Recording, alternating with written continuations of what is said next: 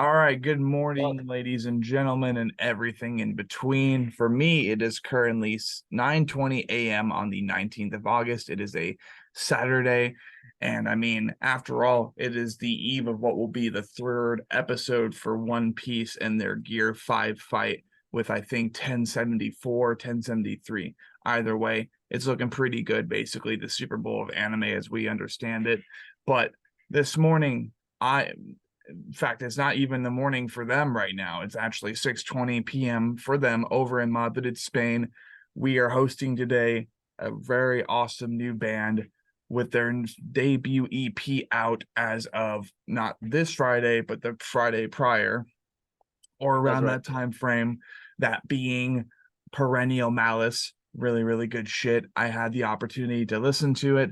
I have just yet to upload the front to back session for it. Really good shit. Almost reminded me of like a Spanish Shrine of Malice, basically, like, Shrine of Malice from that part of the world, which is always really inspiring and really humbling. Even though I myself am not in the band, I've been rather interconnected with that band, so it's really cool to see. And then on top of that, they also ended up collaborating with, I think, the same artist behind their last album's artwork and the cover for that, which is like super sick if that is the case, if I'm remembering that correctly. But how are you boys doing today so far? We're good. We're pretty good. Yeah, We're happy to be here and very glad to jump on your podcast. Hell we're doing yeah. great. Hell yeah, dude. And it's always great to be able to network and take the podcast back over to Spain, being that our debut session reaching over to Madrid, Spain, was with Bone Carver, who was recently reincarnated from Cannibal Grandpa, now signed to Unique Leader Records. Their newest album, shit, Carnage Funeral. That's right. Carnage Yeah. Funeral, their newest album, that is now available. And I mean, hell, I envy those in the UK if that tour is still happening, the Unique Legion tour, with Bone Carver, The Last 10 Seconds of Life, and a couple other bangers off of the Unique Leader Records roster. But to say the least, for those of you who know up to this point, this being more or less episode 56, but we're not going to put an official episode number on it because we don't know when this is going to upload. I mean, hell, after the session, I'm going to have to head straight back to a house because I'm doing dog sitting over the entire weekend. So for those of you who might be wondering, that will also be the reason I will not be able to upload that much over the next couple days. But as soon as I'm back, it's going to be relentless. It's going to be almost limitless.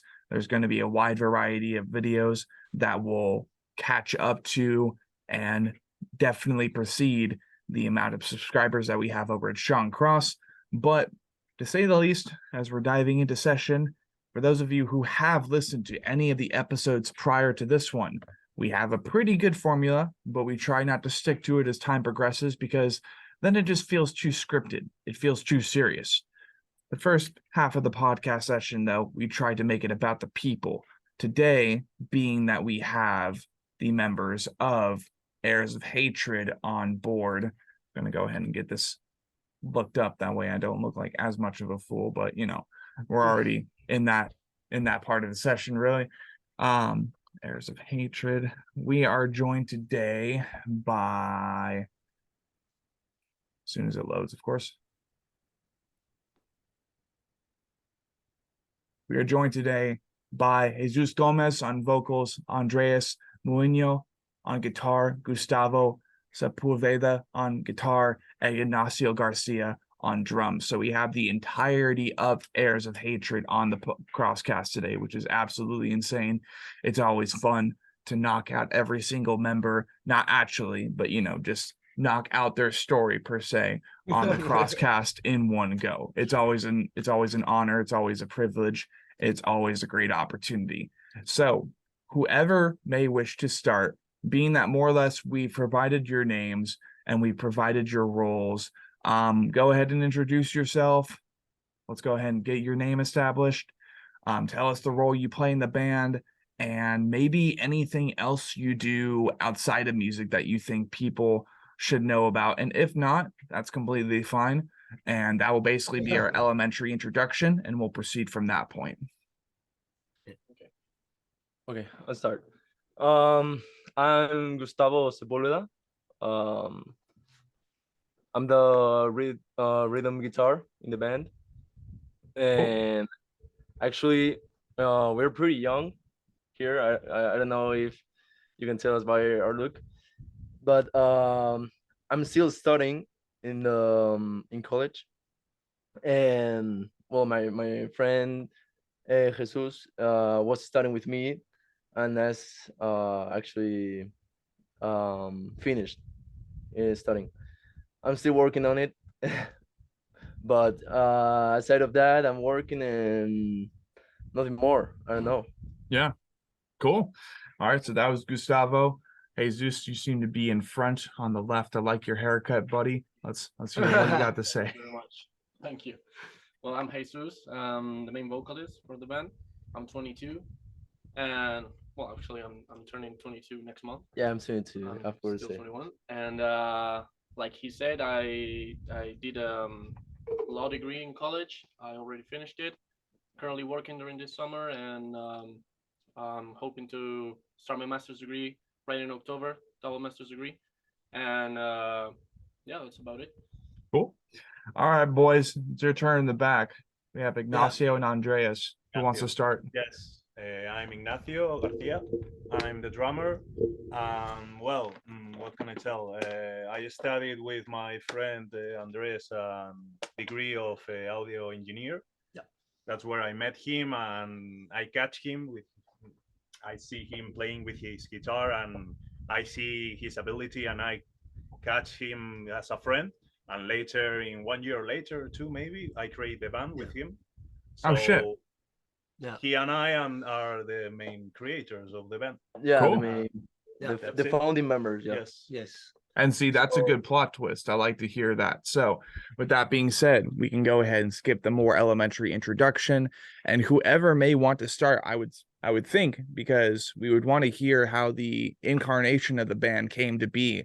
Let's go ahead and start with Ignacio and Andreas in the back. Go ahead and tell us from the beginning your stories. Treat this as if it's like a Nat Geo documentary, okay?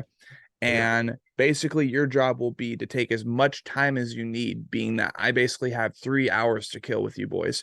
Go ahead and just start from the very beginning, really, and tell us everything you feel is relevant to you being a musician and you getting the band started, the sound engineering, all that fun stuff. Take it away, boys. Okay, so before I met Andres, I always wanted to have a band, but I never been surrounded by people who even play instruments or sing, nothing like that. So when I jumped to the degree of audio engineering, I was not only expecting to learn, so to also known people that play instruments or are interested in music as mine, and that's where I met Andres, who was very interested in things that I was learning at that moment. I mean, when I met Andres, I don't even listen to many deathcore, and when I start meeting with Andres, my level of deathcore pump up. So cool. I don't know if you want to tell. Well, the band, when at that point when I see and met Andres and become my friend, because the beginning was more like a bro, superficial, more superficial. Yes. Yeah, mutual interest, you know. Yes. And I create the band. I created. You are in the band. I don't mind that you don't want it. I create. I create a group of WhatsApp, and you are a very good player, and I want to create something with you whenever it comes. And for 1 year, we speak sometimes. We don't create nothing. We were knowing each other. Nothing at all. No? Sharing music, taste. Yeah. Originally, the band was called Behold Our Fallout. Ooh. And many of the lore of the history of the lyrics comes from that name that then Jesus transformed it in something better. Much better. And the name changed before to Heirs of Hatred, for other reasons. then that can It sounds cooler, you know. Yeah. It's more deathcore. Behold It's and Fallout was more Yeah. like a metalcore band or band something like name. that. Basically, Yeah. because Yeah, we like I can those definitely songs. agree with that. Yeah. Yeah. You said There's- Behold Our there's Fellow much- was the original name? Our Fallout. Yeah. Behold our Fallout. Behold Our Fellow? Yeah. Yes. Okay, cool. That's interesting. Pretty No, it's- interesting Fallout series. Oh, Yeah, because Behold that, Our you know- Fallout. Okay. Yeah. That's sick. No, I like that. That's cool. Because I mean, here's the thing too. I completely agree with you. Like the deathcore formula, you got Brand of Sacrifice, you have Shrine of Malice, Signs of the Swarm. You have what is it? There's a lot of bands for sure. And for the longest time, I'll tell you what, I was actually annoyed, and it steered me away when I was finding bands that had the of in the middle. I'm like, how fucking creative, and I skipped it. I think I did that at least a couple times with Brand of Sacrifice. I'm like, Jesus Christ, this logo is like so like it looks cool. It looks cool enough, but like Brand of Sacrifice, you could be like God Brand or something and name that after you, like have the God Brand or God Hand album be your self-titled. Like how lazy. But now actually, you know, giving it some time, listening to Lifeblood and God Hand, I was like, okay, I get it, because the Brand of Sacrifice is the Berserk brand in the show, and the Brand of Sacrifice is given to those who are involuntarily being volunteered to be sacrificed. So it's like, okay, I get it. I understand. But even now, it's like, other than the Heirs of Hatred, in which I think you guys are actually one of the only bands I've checked out with the of formula. Other than that, I'm like, why can't y'all be creative? It's a very strange prejudice, but you know, after a long time, it's usually of in the middle or the, like Crafting the Conspiracy, which is a good band, and then like Utilize the Remains, which is a newer one from New Zealand. They just released a really good song featuring the vocalist from Organectomy. It was a banger, had very similar energy to Nine Dead's 115 featuring Don Campen of Waking the Cadaver, and which shout out to Nine Dead, because we've had them on the Anatomy Crosscast now, and they're really fucking sick. No, it's just like that formula sometimes can be intimidating. So Behold Our Fallout, like that's a pretty sick name, but like, you know, I'm sure we'll understand the reason and the like, we have to change it, bro. We have to change it to I wasn't Heirs of Hatred. favor. I wasn't in favor of that, but Yeah, he didn't want to I change create it. the other name, so Yeah. Yeah. No, create yeah, both, you had a but personal bias to it attached to Behold Our Fallout. You're like, this is I my get- band, this is my name. I mean, you know what? I'm gonna calm down. Let's see what other options we have. Like, yes, I have a personal something with the Behold Our Fallout name, but I prefer Heirs of Hatred. It sounds better, more powerful. yeah, I think it's better commercial. yeah. It ends up fulfilling the deathcore formula a little bit too, the deathcore branding, because Behold Our Fallout, that has it interesting, it has a standout touch to it. But Heirs of Hatred, it's like you can already hear the chug and like the stink face and stuff, but it happens to not be slam. That's just kind of the culture now, you know what I mean? Like Heirs of Hatred from Madrid, Spain, touring with Bone Carver. Like it's a whole thing. But ¿Queréis hablar de grasectomy? No. without a doubt, man, that's really cool. So you mentioned how you kind of got into college, right? And at what age did you end up jumping into college and meeting Andreas for your degree? 3 years ago. 3 years ago. 3 years 19 years ago. old, I think. No. No. Yes. 19 years 20. old. 2019. When did you enter? Yeah. Yes. No, 2019. Yeah? Yes. Oh. We're together. Damn, that was a big year. Apparently, I'm learning more and more over time that was a big year. But after all, as I said in there's a video I did. It's basically like top 10 or like top 14, top 18 in that case for 2019. I'm like, 2019 was really the eve of what would be what we thought might have been like the Roaring 20s coming back, you know what I mean, at least for us here in the United States, but that it ended up being the eve to something much darker, much more sinister that happened just around the world, and it shut it down, you know what I mean? But that's actually really cool. Another important little thing involved with the crosscast that ended up starting really in 2019. So before that, Ignacio, being that it seems that you're kind of taking the forefront of this for a second, and that's completely okay. Because we're not about frontman syndrome. So sorry, Jesus, you're not going first.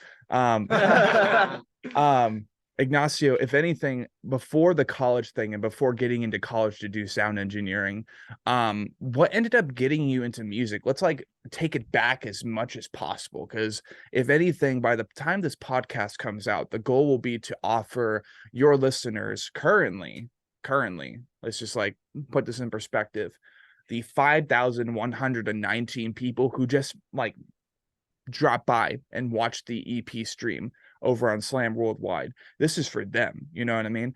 So let's go ahead and take it a little bit farther back, and let's go ahead and learn about what got you into music in general. Like, sure, you know how to do the chops, and we're definitely wanting to learn how you just smack the shit out of things for fun, and then that incorporated into Heirs of Hatred.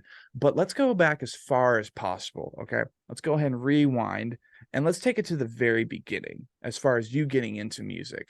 What ended up getting you into music? What were some of the bands? Who were the people that got you into that music? All that fun stuff. Take it away, sir. Well, no one showed me the metal stuff. I found it by myself.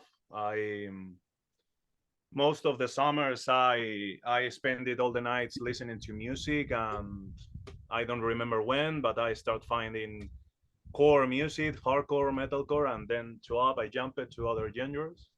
That was maybe for 2014, 15, I don't know.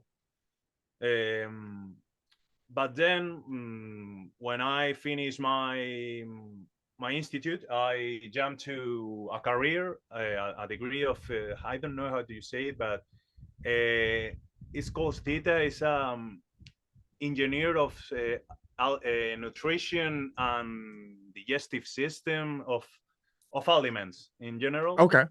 And I do that 1 degree year.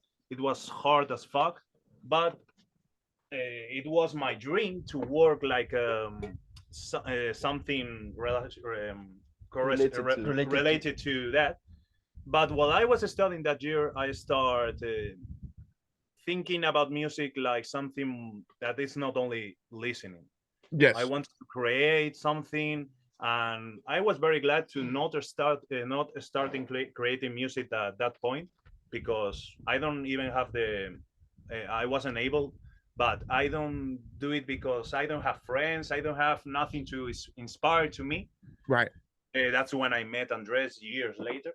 But that first year I was playing drums years before, but my perception of drums changed, and I was more interested in some way in hitting drums or studying how music works, like my dream, like was before. So I quit the career, and then I went 1 year only working to think and playing, and after that I start studying with Andres. So sick. In that year that I only stayed working, and that I played, and I think a lot of what to do with my life. I even started tattooing myself more extreme, the neck, the hands, and I was devoted to the music. I don't know how, but at some point it just felt right.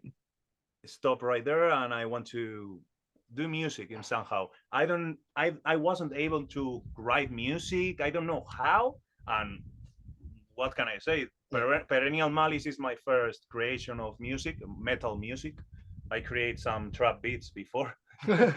But hey, I mean that counts for something, man, because as a drummer, understanding the way that beats work and stuff, you were doing the trap beats, and that was kind of more stuff in your portfolio that happened to not be organic drums that annoyed the shit out of your neighbors or your loved ones, you know what I mean, or something.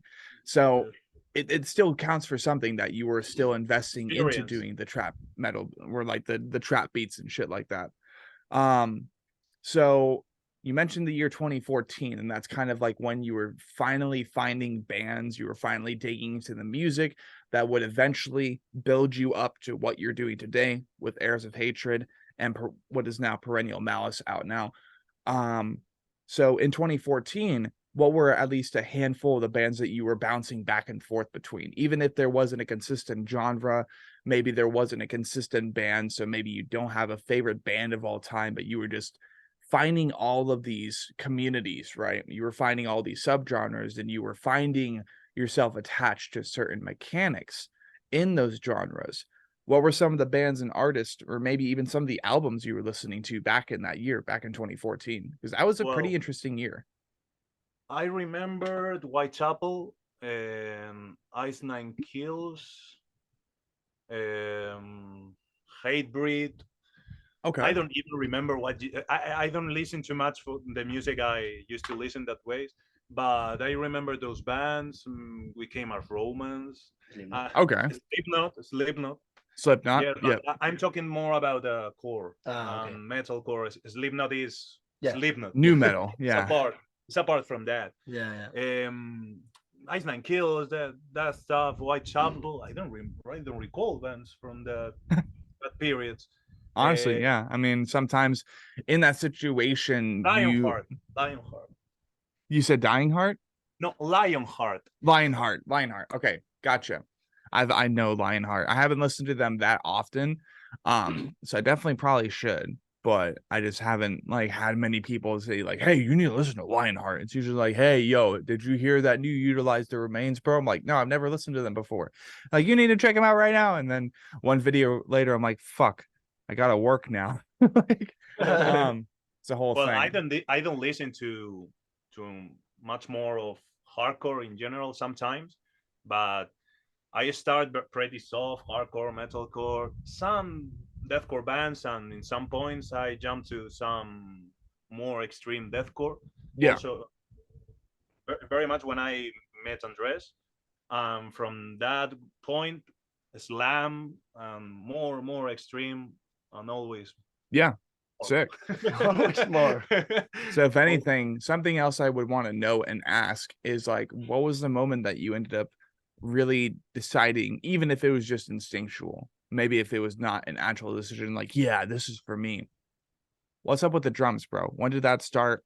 What like sparked your interest in that? How did When that all I work? when I wanted to be devoted to the drums, or when I start playing drums. Which one of those? Either one. Sorry. Well, I told you when my devotion to the drums changed in that first year of the degree of nutrition and engineering.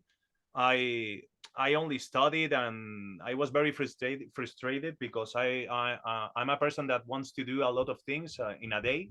Want to maybe play video games, work, clean the house, and with that career, I only studied, and then I play the drums and I smash it.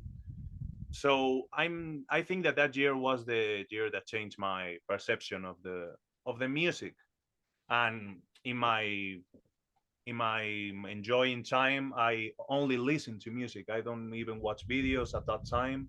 Only listen music. Yeah. And sometimes that ends up being an even more intelligent way to dive into music and learn how to play what you're wanting to play. And like you said, from what I'm understanding, your interest in the drums and the way that you play the drums, the genre that you ended up playing the drums for, it was all very instinctual. You're like, I don't know what's going on. There's not any bands that I'm attached to right now. I just want to start smacking shit. I want to start learning how to do this as much as possible without it also intervening with other aspects of my life, which is very, very intriguing because I can definitely tell. I mean, I know I'm not one of those people who like sheet music or doing tabs. It's like I want to be able to hear it out, and then I want to be able to learn the songs just from hearing the music, and then that helps me get even more engaged. And the day that I do end up pinpointing how to play these certain songs, for me, it's like bass guitar, acoustic guitar, electric guitar. Not that I do it that much. My YouTube channel could definitely tell you that much. It's like when it comes to all of that, you find yourself wanting to learn the music, but in a way that not other people would like to learn it, I guess. instead of like having it on paper, having all the notes confirmed for you in front of you. You're like, nah, I'll just like see if I can.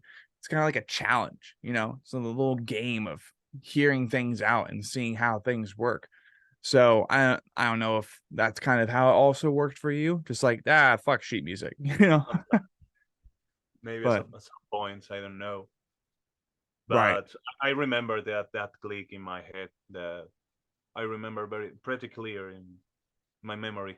sweet. Everything changed. Yes, yes.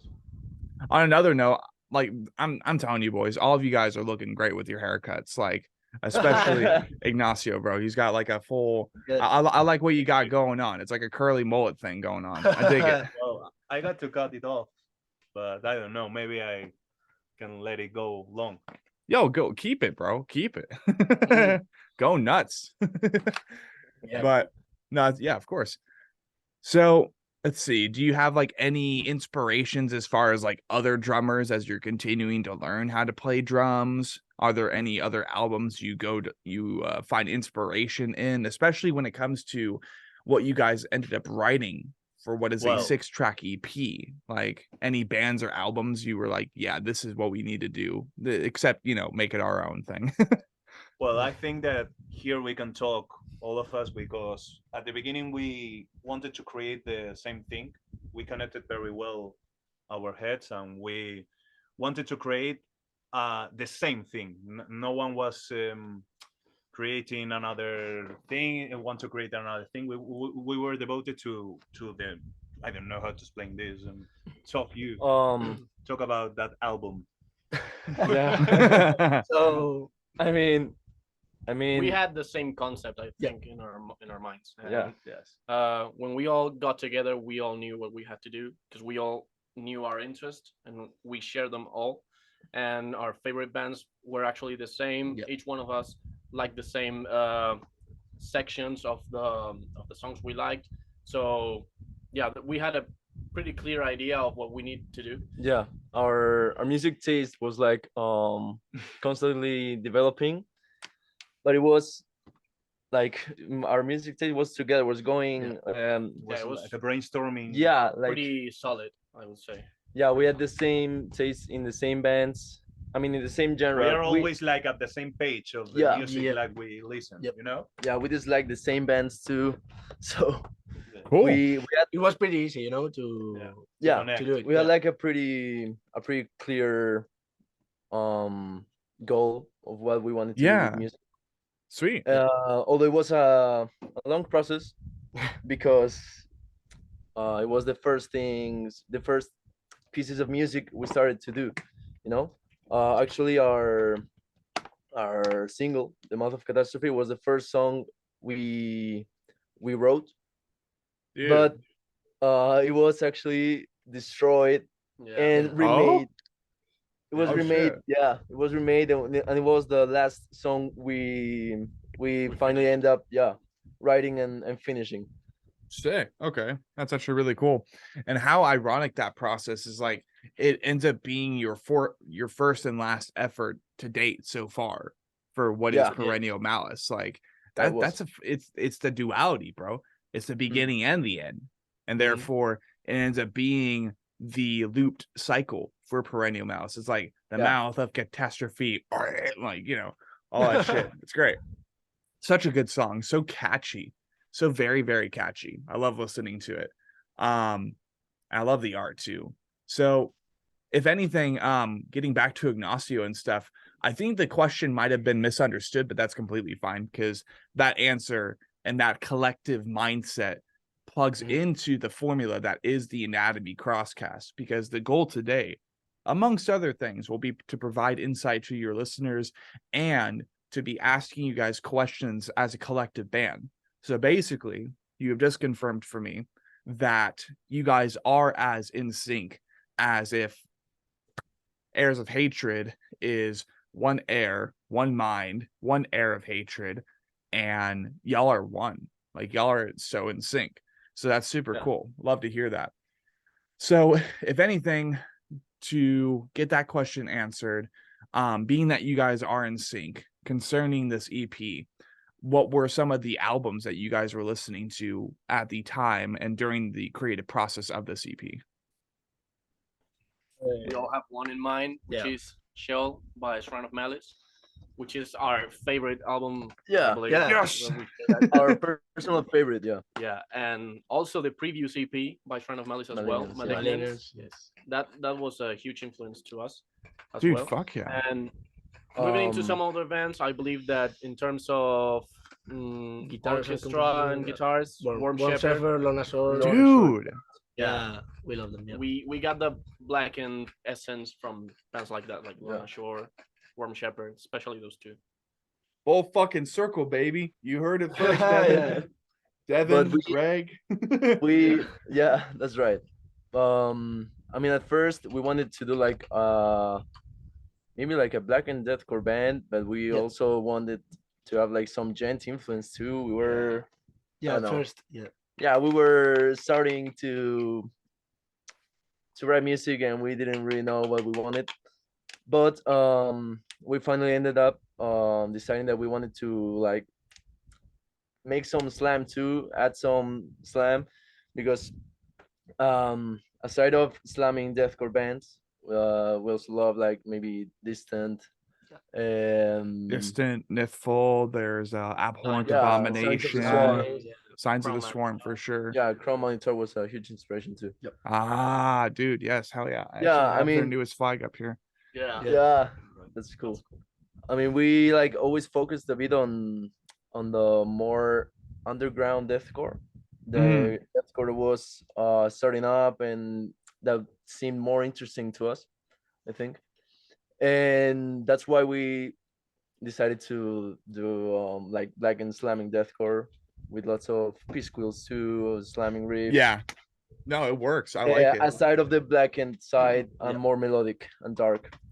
Yeah, if there's nothing else, I would definitely say that while I was listening to Perennial Malice for the first time, I'm like, this is absolutely like shrine worship. This is definitely peak Blackened deathcore. It has all those grimy underground aspects. You can, at least for me, I could easily hear like Heirs or like the Hatred.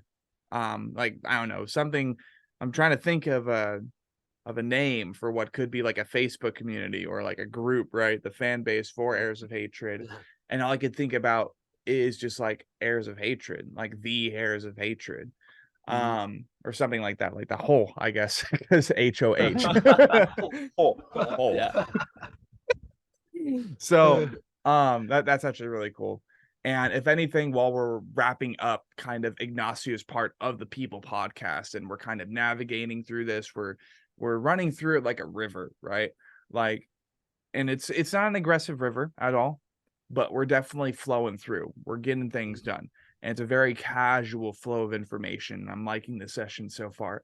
So, Ignacio, Yes. before we kind of like insert you into the background once more, just like, you know, you could kind of doing your own thing back there. If anything, do you working. have like a favorite album of all time or anything like that? Maybe a favorite drummer of all time that isn't yourself, because I mean, gotta give yourself a pat on the back. But A drummer, I can talk you about an Spanish drummer. do it, bro. That's sick. Destepario Siberiano.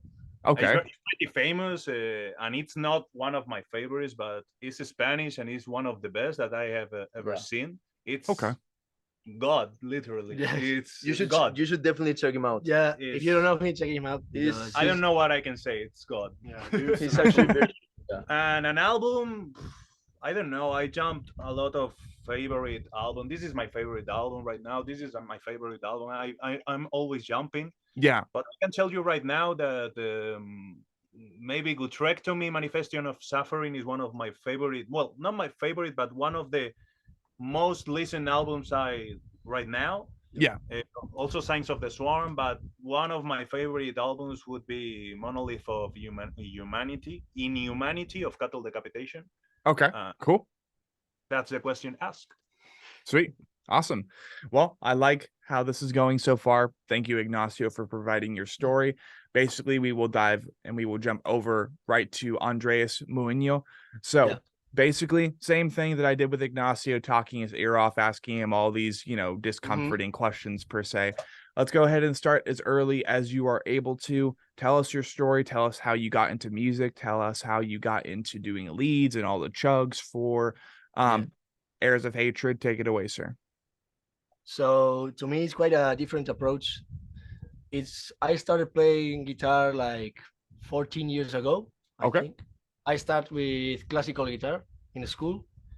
I was doing concerts and I was like kind of the black sheep of the school because you have all these fucking kids playing, I don't know, Mozart and kind of like that. And I was playing Metallica, and you have the crowd that they're basically fathers and mothers, and they were looking at me like, what the fuck is this dude playing, But yeah. So I decided to play electric guitar because I mean, classical guitar is cool and it's even difficult, but I was listening at that time, like I was a rocker, I Guns N' Roses, Pink Floyd, Rocker. etc. And then I slowly transitioned to Iron Maiden, Metallica. Then I discovered Slipknot, some more core stuff. And then death metal with Black Dahlia Murder, Winter Sun, which is I think is my favorite band of all time. Winter Sun. Yeah. Okay. I don't think there's nothing better than that. And then I discovered deathcore and Islam. But yeah. You said deathcore in Islam? Islam? No, Slam. Islam. Okay, slam. I convert at that time, I'm glad I asked. I asked. Just like, Slam. how did... Deathcore and Islam. Sorry. That's so funny. I'm like, holy crap, that's like two of the opposite things right there. Okay, so deathcore and slam. Jesus. Anyways, what were some of the bands that you were finding in deathcore and slam at the time? I think the first band I can think of is Diaries Matter, I think. Okay, cool. And at that time when I listened to them, I didn't like them. It was like too much for me. Then I have to digest that shit and slowly develop my taste. And then Lorna Shore, which I have them tattooed with Immortal, is one of the best deathcore albums, I think. Yeah, I can agree with that. Yeah. Then Ignacio introduced me to Heirs of Malice, which I also didn't like it when I first listened. Yeah. I didn't understand it, But then I love them. Seoul, I think, is the best deathcore album to me personally. Mm-hmm. And for Slam, quick question too: have you guys heard anything from Oberith yet? of course. Okay. all of it. Many times. Yeah, me too. I'm with you on that. Anyway, sorry, I just wanted to ask that as a fellow like shrine cult enthusiast. Yeah. Andreas, continue, please. And then Islam bands, not Islam bands. Islam.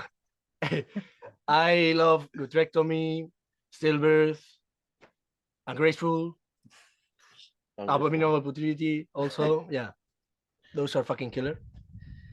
And that's all. That's what I'm now. Cool. And how long did it take you to jump in between all those various genres? The transition of rock and metal, to Guns N' Roses, Pink Floyd, to Metallica and that stuff, it was pretty quick. Okay. That makes sense. They're all like gateway bands. Yeah. Yes. So, but then to discover bands like Daya, the Black Dahlia Murder, Winter Sun, it takes years. It takes. Yeah. I was like listening to Avenged Sevenfold, all that stuff, Disturbed, and all that shit. But it takes like 6 years or something. 6 years, like that. Makes sense. I didn't even know that there was something like this. Most people don't, but that's the fun of it. It's almost like opening up a Christmas present that's meant for you in that mass of time. It's like, yeah, we got this for you, but this is like your Christmas present 6 years from now. And you're like, what the fuck? Why is there a Christmas present for me that's not meant to be open for the next 6 years? And then you finally open it. You're like, oh my God, I know why now. Like, yeah. No, but at first that present smells like shit, you know? I didn't fucking like it.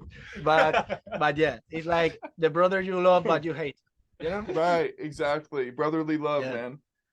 Yeah, Sibling rivalry. You're like, I fucking hate you. And then behind your scenes, you're like, are you okay, bud? Especially Exactly. with time. You learn to appreciate what was there at the time. That's right. Yeah. Yeah.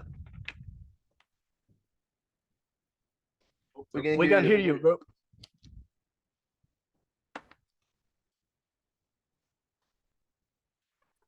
Course, it blocked out for a second. I don't know why. Like, this is a really good mic, but it just cuts out every now and then. So I'm like, I'm ready to punch it half the time. But are there usually any other bands or artists that you go back to with time? Like maybe even what you consider guilty pleasure bands, like Guns N' Roses or something? Do you ever go back to Guns N' listen to them? Roses, but yeah, I listen to Dire Straits, you know, Pink Floyd, something like that. Metallica even. And I listen to a lot of solo guitarists, you know? Yeah. Okay. I Sick. know Steve Vai, Joe Satriani, John Petrucci, Jason Richardson, all that shredding stuff, you know, Tosin Abasi with Animals as leaders. That's why, I mean, when I started playing guitar, I didn't know that people, but when I discovered them, I want to be like them, you know? I want to be the best fucking guitarist in the world. Now I know that it's impossible. It's impossible. But at that time, I don't know. I played like 8 hours a day for a year or 2 years. I don't remember. Dude, hell yeah. I don't want to go back to that because it's a lot of time. But It's yeah, exhausting. I was pretty crazy with that shit. Yeah. No, I mean, that's important. Like, most people would call that insanity. Most people would call that obsession. But no, that's just passion. Yeah, when it's not dangerous to other people, and when you're simply devoting to a craft, and you're putting at least a full work shift, the average work shift for like anybody around the world, that's usually an 8-hour shift. When you're putting that amount of time into learning an instrument, that's just devotion, man. You want to become better, so you're going to put the time into it. If you don't put the time into it, you don't actually care about getting better, because those like you, Andreas, they put the time into it. And this is also me like calling myself out, really. Because I want to get into bass so bad. I want to learn how to play bass guitar so bad. Yes. But yet I do not ever put the time into it. I could use the excuse that I'm doing the YouTube channel, but like, no, you can't let anything get into your way. You can't let anything get in your way. You have to fucking put the time into it. Yes. So kudos to you, man. Kudos to you. Thanks. Of course. So obviously you mentioned earlier that when you were first getting into acoustic guitar, you were kind of like scoffing or like whatever, like blowing raspberries at all these other kids that were playing Mozart while you were playing Metallica. So you started out with the classic guitar, you did your homework, you were doing that for a long time. What was your first ever guitar, and do you remember it? I mean, my first classic guitar, I don't even remember the model or that, but your first electric guitar. Yeah, my first electric guitar was a Les Paul, an Epiphone Les Paul, because I really liked Slash, you know, the Guns N' Roses guitarist, obviously. Yes. Was like my hero. Yeah. But then I discovered these other dudes that played better. I mean, they do. They do. It's just like, and yeah, it was an Epiphone Les Paul because of Slash. Yeah. Do you still have that Les Paul? Yeah, but it's hanging up on a wall. No, it's Cut in half. It's cut in half. Cut in it's half? Broke. Yeah. Broken in half. Yeah. What the fuck happened? It was in my wardrobe for so long, and then I opened the fucking case, and it was in half. You know? I don't know how. Bro. I don't know what. With physics, there is a I God. don't know what, but that just happened. Yeah. It That's sad. whack, dude. It's just like, sad. But time to get a new guitar. You're like, dude, what the fuck? I don't have any money. This one's just cracked in half now. What do I do with it? Like, yes. that's crazy. So you're It was telling weird. me you opened up your guitar case and it was just halved. It was just cut in half. Yeah. Straight. What the Completely. fuck? Yeah. Dude, if there is a God over in Spain, That was him, bro. It He's was like, destiny. Yeah. spend money on a new guitar. You're like, dude, I just got my fucking paycheck, bro. I still got bills to pay. Get a new guitar. You're just like, Yeah, and then fine. I was so broke that I didn't like buy another guitar for like 5 years or so because Shit. yeah, I have this neighbor that is also a guitarist that bring me an SG like from ACDC, like Angus Young. Yep. And I played that shit for 3-4 years. I don't remember, but and then it's when I transitioned to a 7-string guitar, a Schecter, a Hellraiser. Ooh, okay.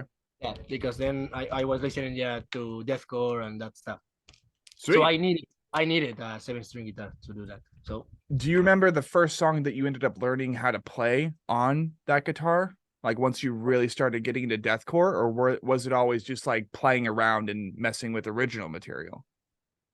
first of all, it was messing around. Yeah. Do you ever plan to like do guitar covers on like a channel or something like that in the future? Yeah. We plan to do playthroughs of our songs. Oh, fuck yeah, I hope so. Obviously. And then I don't know, I want to cover To the Hellfire from Lorna Shore with Jesus also. Cool. He's gonna do the vocals. Dude, fuck yeah. something like that. Yeah. Awesome. No, that's really cool. And definitely, it definitely is occurring to me more and more with bands like 13 Blood Promises, Bone Carver, You Boys, of course.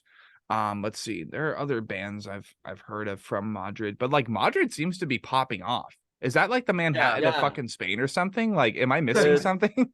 Deathcore is slowly Rising. Yeah, it's growing. rise. Yeah. Not only Madrid, in Spain. In Spain, in Yeah, general, in yeah. Barcelona, too. there's a very it's pretty huge. Right Yeah, now. Mankind it's Grief. popping I up. don't know if you know them. Who? Mankind Grief. Oh yes, yeah. I tried to get them on the podcast, and they're like, "No, sorry, but I'm like, oh, okay, fine." So they're popping up. Yeah. Yeah, fuck yeah, dude. That's awesome. It's great to see so many bands like popping up from that section of the world, especially after doing that first session with Bone Carver. Because like, I guess when I thought of Madrid, I haven't seen any images of it. When I think of Madrid, I kind of think of just like the shoreside, like classical architecture for Spain. Like, am I wrong in thinking that? No, Not really. not really. No, okay. So if anything, too, being that there seems to be a growing scene, and like I'm hearing Madrid Spain, like everywhere when it comes to Spain, or at least with deathcore and death metal bands. I guess with the other major cities, maybe in the US, like Manhattan, Chicago, I don't know if you guys have like seen images of any of the major downtown cities. Like, I guess my question would be absolute transparency, because this is coming from a Wonder Bread white boy too, who happens to come from one of like the hottest states in the United States, except for California. Like, I guess, would you compare Madrid, Spain to like a major downtown city like Manhattan or New York, or like, I don't know, what would you compare it to as far as how would you compare it to other cities around the world or other major cities around the world? Maybe compared to Europe. Yeah, Europe. To other European cities. Yeah. Okay, cool. Because I think Madrid is the alongside with Barcelona, they're the biggest nest of bands right now. Cool. Okay. Yeah, I'll definitely keep that in mind. Madrid, I'm coming for you. I mean, obviously this session is like part 2 for that, but we're definitely I'm finding an interest in Madrid Spain bands. And it's definitely cool to see like more bands popping up, and obviously Bone Carver. I don't know if they're like at the top, but I know they're kind of up there. They're top. They're They're peak. top. They're the Not peak. only Madrid, but top of Spain. Yeah, I mean would say. they're playing in another league. They're in the European side. Sick. Not in local Spain anymore. Understood. But they're very very good local bands. Yes. From here, Counteract too. Oh, Counteract. Yes, I've been trying to get them on the podcast. Yeah, they are They're friends. Very from good Madrid. friends. very good from friends. Yeah. Get me in contact with them. Let's get this done, bro. Sure, man. Yeah. All right, so let's see Andreas Muino, as we're kind of like wrapping up your side, your part of the podcast, lots of peace. What are like some, obviously you mentioned Slash, right, as like a guitarist that you kind of look up to, but over time you found other guitarists.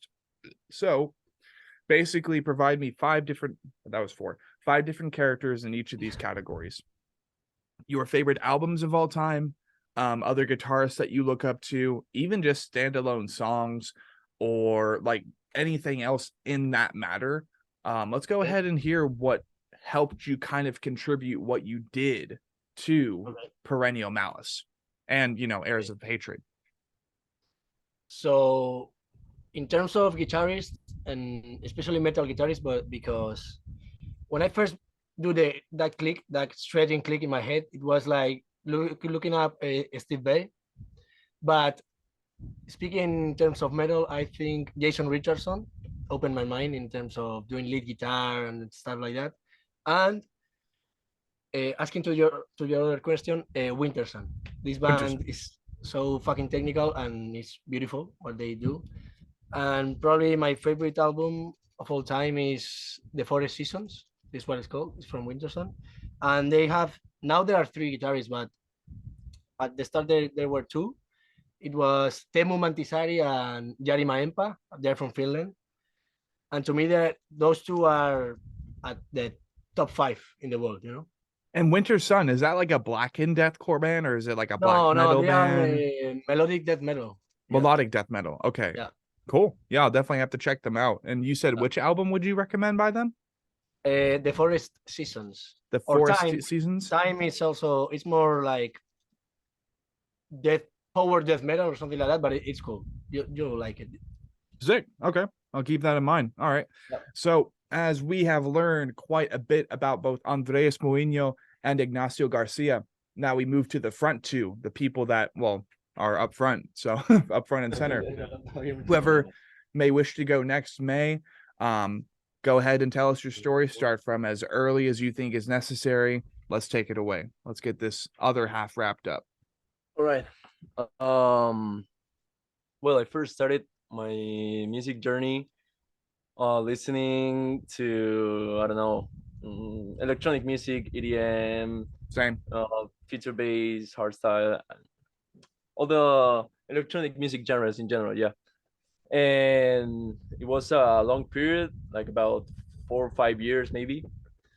And I was very invested in it.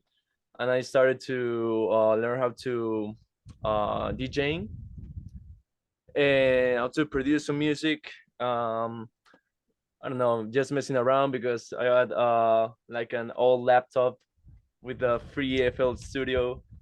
And yeah, I was just messing around but since that point I was like, I love making music, I love writing stuff and listen to music, you know. So it was from an early age, maybe when I was a teen, maybe 14 years. I was 14, yeah. And I started to get into metal music pretty late. Like I was, I don't know, maybe 17, 18. I'm 22. And yeah, I started with bands like Slipknot, System of a Down, and lots of new metal. Yes, new metal for sure. Yeah, and I slowly started to find metalcore bands, but it was a long process.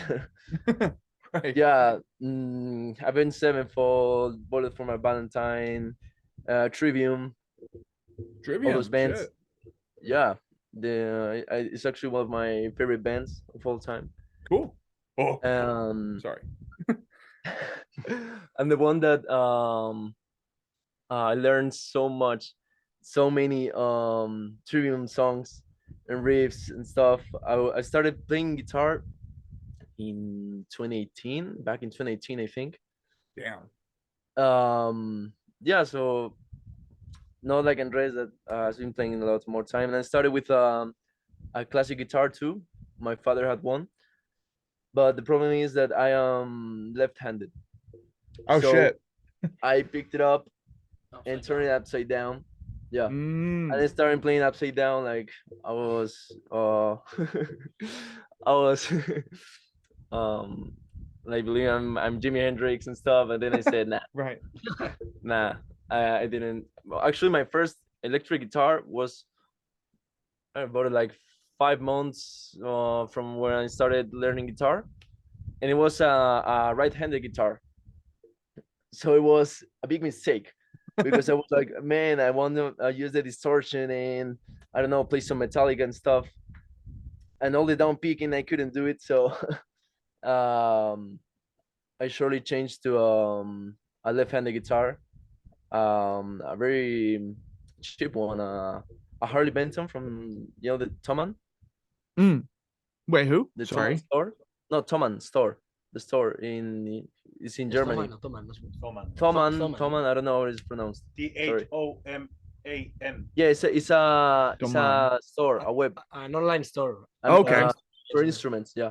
Okay, gotcha. Kind of like Sweetwater. Well, in US probably you have lots of more stores. Guilty. But here in Europe, Thomann is like Okay.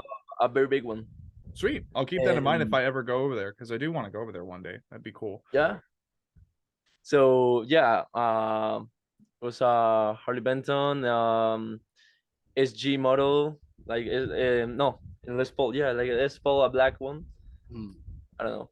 I really didn't care how it was. I just wanted to learn how to play, and I started playing.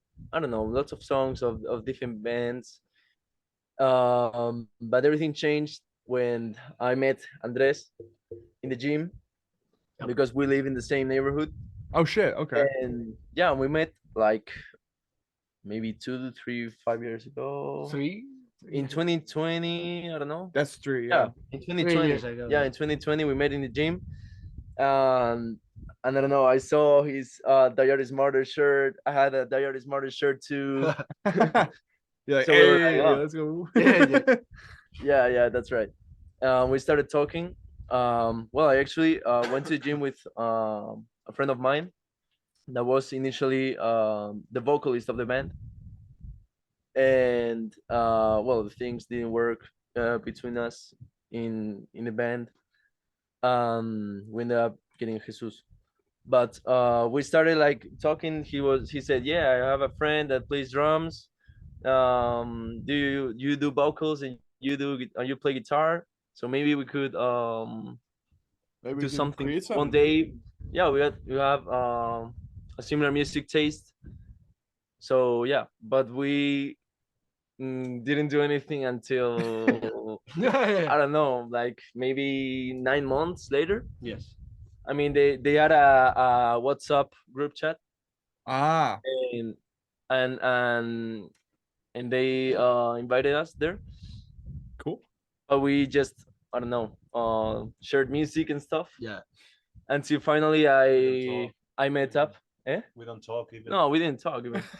Until I finally We met only up. share music, Yeah. opinions about that music. And And that's one day, hey guys, why don't we create music? Why don't we? Why don't we start? No. No, yeah. When did we were start? thinking of Literally for something. we were like thinking of jamming out first. We didn't. It was first Ignacio and me. I went to his house and we played some random stuff. And, that. No, but you're talking about Ignacio. no. You. Yeah. Sorry. My friend Addressing was himself called as the third Ignacio, too. person. The other, The other vocalist was also called. Yeah, it was also called Ignacio. That's Oh, Christ. Okay, sorry. that's why I say that. Right? And- You're like Ignacio. I'm like, isn't your name Ignacio? Yeah. So we started jamming, and that's when we said, yeah, we should meet up, everyone, all the 4 of us, and we started jamming out some, I don't know, some music, some Trivium. Trivium. something like that. Yeah, we like said, yeah, let's play Trivium, Die Hard. I don't know. We started jamming out until one day, Andres and me, shortly after that, we started like Creating. composing some stuff. Some riffs and some. Yeah, so we started writing the album in September 2020. Later. Oh, 2020. 2020 maybe. Yeah. Or 2021. I think it was like 2021 maybe. 2021. October 2021. Yeah, that's right. Yeah. In September 2021 we started, and in October he jumped in. because Jesus and I, well, we were studying together here in Madrid in college. Right. So we met in 2019. Yeah, 2019. in 2019. Of course, it's 2019. Yeah, Yeah, it's of the course. magic year. It's Yeah, a magic year, bro. but by that time, we weren't listening to the same music. No, not really. I We mean, shared some interests in yeah. music, like rock and metal and that kind of stuff. but Pantera. not- Yeah. Pante. stuff like that. Yeah, I mean, I was in 2019. I was listening to some deathcore, but like I discovered it and I didn't really like it. I was like Andres. It wasn't for me. I was like, this is too much, but it was stuck in my head. You know, Die Hard, Yeah. Infant Annihilator too, and I was like, damn, I like this. I don't like that I like it, but I was starting to like it, and yeah, I had a like a short deathcore period, and then I jumped into hardcore music, and I was like, I don't know, I lost a bit my interest towards deathcore and stuff. But yeah, when we met, I was listening to more hardcore music, Code Orange, Not clues. yeah, No Clues too, Rise of the North Star. Rise of the North. Well, lots of hardcore bands. And he was listening to bands like 3 Days Grace, Breaking Benjamin. I mean, Opposite sides. yeah, so I was like, yeah, check this out. He was going through something, bro. It's, I was showing him like more hard stuff, and but he then introduced me back into deathcore because I wasn't listening very much with Luciferus. No, yeah, Luciferus by Enterprise Earth. Yes. Yep. Correct. Yeah, and I was Another like, oh, masterful 2019 record. yeah, that's right. I was like, oh, I didn't remember deathcore was this good, you know. Mm. So from that point on, I was like, yeah, this is my thing. And since that, I have been listening to deathcore all days, every day. Tell you what, speaking to you briefly of Enterprise Earth's Luciferus, I've been wanting to see a band do a cover of Requiem and Fallacy in the same go. I think that would be super sick if you guys did that, because I know I fucking want to do that. It's just I currently have a negative connection with their guitarist Gabe because of an incident that happened in January of 2022. Otherwise, I would have done the same thing by now. That shit happened, and he was grumpy about it. He was non-compromising about it. So that's really the best way I can describe it. And that's the only reason I'm not participating in their music right now. But I've been wanting to see bands cover Requiem and Fallacy because I think that's one of the best like interluding acoustic pieces, especially because it has that flamenco vibe to it, right? Yes. I've been meaning to see bands do a cover of that. You guys should do a cover of that if you like that record, because that would be Yeah, fucking that was- sick. Yeah, because well, mostly the three of us, and rest not so much, but we love Luciferus by Enterprise Earth. It's kind of peak Blackened deathcore, really. Like, Yeah, 2019 was definitely the Kickstarter for what would be, you know, the Lorna Shore reign and yeah, the Shrine of Malice reign. Because back in 2019, bro, there's a reason mentioning that video from before, the Chapter 19 Shadows, which is my top 18 of 2020, or not 2020, 2019. Shadow of Intense Melancholy, right? I don't know if you guys have listened to that, but that's another peak record to me. Shadow of Winton was a huge inspiration too in the starting point. Yes. Oh, really? Yeah, Fuck I yeah, actually started my first deathcore song I learned in guitar. It was in a 6-string. I think it was the Catacombs. Oh shit. Okay, cool. Yeah, and when I Yeah. jumped into a 7-string, I started to look for other deathcore bands. But Shadow of Winton plays in, well, I think they're playing a 6-string. Yes. Okay. So I started. That was my first deathcore band I learned a song from. Dude, absolutely. If you know how to play the Catacombs, me and a couple other vocalists have been meaning to collab and do a cover of that. So if you wanted to participate in that and be like the guitarist and shit, let's bring it. Let's bring it to the table. Yeah. That would definitely re-motivate me per se. let's get that cover cranked as soon as possible. Start I would- collabing a I little would bit need- more. I would need a 6-string guitar, but yeah. Right. You can play it on the Yeah, solar, yeah, the yeah, seven that's true, string. that's true. Yeah. Yeah. Exactly. No, it's cool. No, it's definitely cool to hear that you guys are into the very similar music that I'm into. Because that's what it's about, man. Especially when you want to be a Blackened slamming deathcore band. It's like, yo, you got to listen to all the spooky shit, bro. That isn't Yeah. Motionless in White or Ice Nine Kills. Like Ice Nine Kills is great, but you also definitely need to participate in like the darker, cultier, like Witch Coven in the woods type of music. And Myra Yes. Lore. I don't know if you guys have ever listened to Myra Yes. Lore, but I love that project as well. I think I'm the only one who likes Ice Nine Kills here. And that's okay, bro, because that means that there's at least one person in the band who can kind of harness and appreciate that more like theatrical approach when it comes to the I love actual those live things. performance.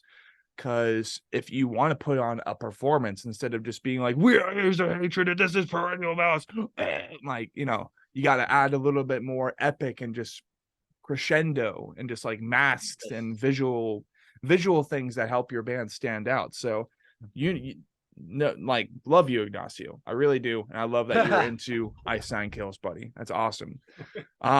So as we're kind of continuing to learn, Gustavo, about your participation, your story, same way that I ended up asking Andreas, alongside other questions, of course, what was your first guitar, like your first guitar that you were learning to do covers? Because being that you said you did covers instead of Andreas, kidding.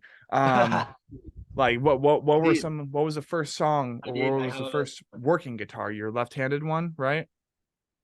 Yeah, well, my first guitar was a right-handed one, but I like 1 month later I decided now I wanted a guitar. Right. And yeah, did you ask me about the guitar or what I started learning Yeah, to your play? first guitar. Oh, my first guitar. Yeah. I said earlier, it was a Harley Benton. That is a brand of Thomann. That is the Right. Okay. the website. Yeah. Okay. And are you still using that Cheaper. guitar today? What's your current setup? No, I don't use that. I mean, it has like broken strings and it's a side in a. I mean, I guess I have some feelings toward that guitar, but I don't know. I didn't really care about the guitar. I just went to play, you know. Now I have a Solar. I don't remember the model. I bought it 2 years ago. Actually, I bought it for the band because we wanted to play deathcore, and we went to use a 7-string. So I was like, damn, I need a 7-string then. Yes. And since that point, I started learning some songs, maybe Lorna Shore, King of Deception. Some Oh, Spite dude, songs yes. too. Yes. Fuck yeah, dude. But Lorna Shore and Spite, that's a good start. but since I started writing stuff with these guys, I pretty much left the cover side and learning other stuff from other bands, and I started writing riffs and composing and. Well, yeah, like if you're in the creative process and you're trying to create your own content, like, of course you do the homework before, right? You turn in the Yes. homework and then you have your final essay per se, or you have your final project that if you can get this right, if you can get an A, it's going to be really, really good going forward. And that project that you're trying to get an A on is, well, Perennial Malice. So yeah, I completely understand that. But you were saying. Yeah, but I think that it still needs work on it because I've been playing for like 4 or 5 years, and 2 of those years I've been actually just writing stuff, more of practicing and try to improve. Yeah, not like him. He's a shredder. Yeah. and I'm more focused on writing riffs and composing. That works though, especially if you're a rhythm guitarist. But if Yeah. you're wanting to continue to climb, that's up to you to Yes. do, as we were discussing Yeah, earlier. that's what I want to do. I'm actually thinking of learning a song and doing some cover someday of maybe a soul song or something like that. Dude, yes. Sold Soul, baby. Now Gnarled Horns, mind you. Rest in peace, but also. Yeah. Rest in shout out- peace, Sold Soul. Shout out Gnarled Horns. Yeah. Did you guys end up buying the? Did you guys end up contributing to the GoFundMe and whatnot? We I wanted would- to. we wanted to- Because of this guy, we ran out of time. So Yeah, we wanted managed to it. buy some merch, and Sick. Was- Yeah. it was bad. Yeah, I mean We that missed that it. kind of comes with the process, but hopefully Gnarled Horns will have like a lot less creative restrictions and shit. Like reading that article and doing the video on it, I'm like, holy shit, dude, the music industry can be ruthless sometimes, even if you are, well, especially when you are in reality an underground band that's starting to like pop off a little bit, right? Like For Whom the Banshee Cries, one of my favorite deathcore songs of all time, hands For down. sure. Yeah. It's like I think it combines the best aspects that are going to forge what is my own project sound when that like gets continued into other songs, whether with the female vocals, but that will be more regular, kind of like Make Them Suffer, or the Blackened aspect to just make it familiar with that darker aesthetic, right? But then out of nowhere, 2 albums later, it'll just be like classic slam shit, and people will be like, "What the fuck? Where did the Blackened deathcore go, dude?" And I'm like, well, that's not how it's always going to be. Like, not only do we not want to like concrete ourselves to one sound, but it's like album by EP by album by EP. It's like we want to jump genres and be like, this is for fans of Spite, Body Snatcher, Kublai Khan, Knocked Loose. Next album, this is for fans of Behemoth, Black Tongue, Worm Shepherd, Lorna Shore. Go to the next album. This is kind of a album for like Wage War, Beartooth, While She Sleeps fans. And it'll just continue like that into the far future. So that's always fun. So Gustavo, as we're preparing to wrap up your part of the People podcast, 3 out of 4. We're almost there, guys. I promise. Because I know it's getting later for you guys over there. That's fine. It's fine. It's fine. Yeah. Are you guys night owls then? What? Night owls? Yeah. Yeah, We are. Okay. Definitely. No, but it's not really that late. No. It's 7:30 p.m. 7:31. Yeah. Yeah. Thought so. In Well, I Spain, it's mean, late nonetheless. after 12 o'clock, maybe. yeah. Right. That's fair. That's fair. It's like, well, once the next day starts, maybe it's time to go to bed. Like, And it's summer here, so there's plenty of light at this Yeah. yeah. time. That's very true. Let's see. So Gustavo, we've learned about your rig. Are you pretty satisfied with your current rig, or like what are you wanting to grab next for your guitar? No, of course not. No. Of course not. I mean, we like rushed in a bit in the composition of our EP, instead of, I don't know, like being more like a band. We jam out, we have gear, we can play and sound good. Yeah. We actually haven't played yet live. Oh yeah, that's right. We haven't Okay. done any local shows yet. We're planning on to soon, but maybe for probably next year. Okay. Understood. Are you guys already cooking up new material? Yeah, for Yeah. sure. Good. Yeah. Good. All right. Well, if anything, last question for you, Mr. Gustavo. And really, I was meaning to ask this amongst all of you so far, because like poor Jesus, he's like, when is it going to be my turn? But I promise, buddy. We'll get to you soon. So if anything, Gustavo, is there another career that you are looking to pursue outside of music? Is there another milestone you're looking to conquer one day?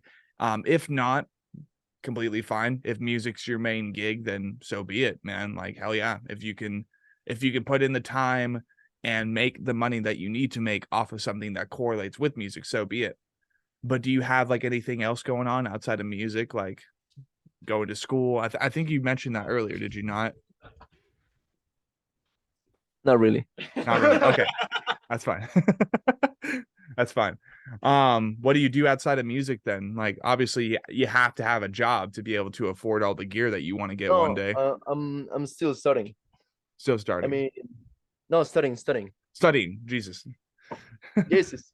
Yeah, no, he finished already.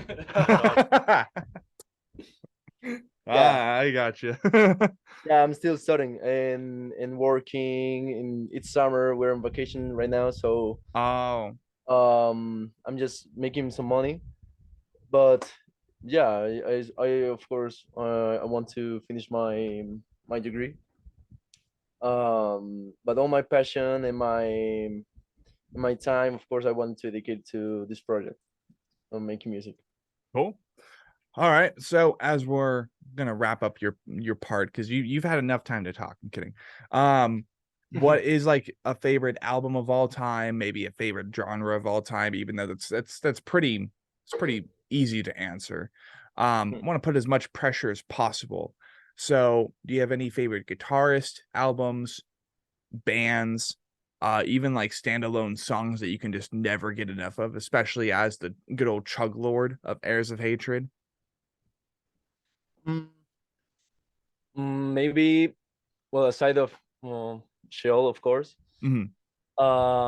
and Immortal, they said, I'm really like Soul, into the mouth of hell. Yeah, that's a golden record for me, and I'm missing out a lot of Worm Shepherd. You got two. of course, Worm Shepherd. Yeah, From I Shepherd.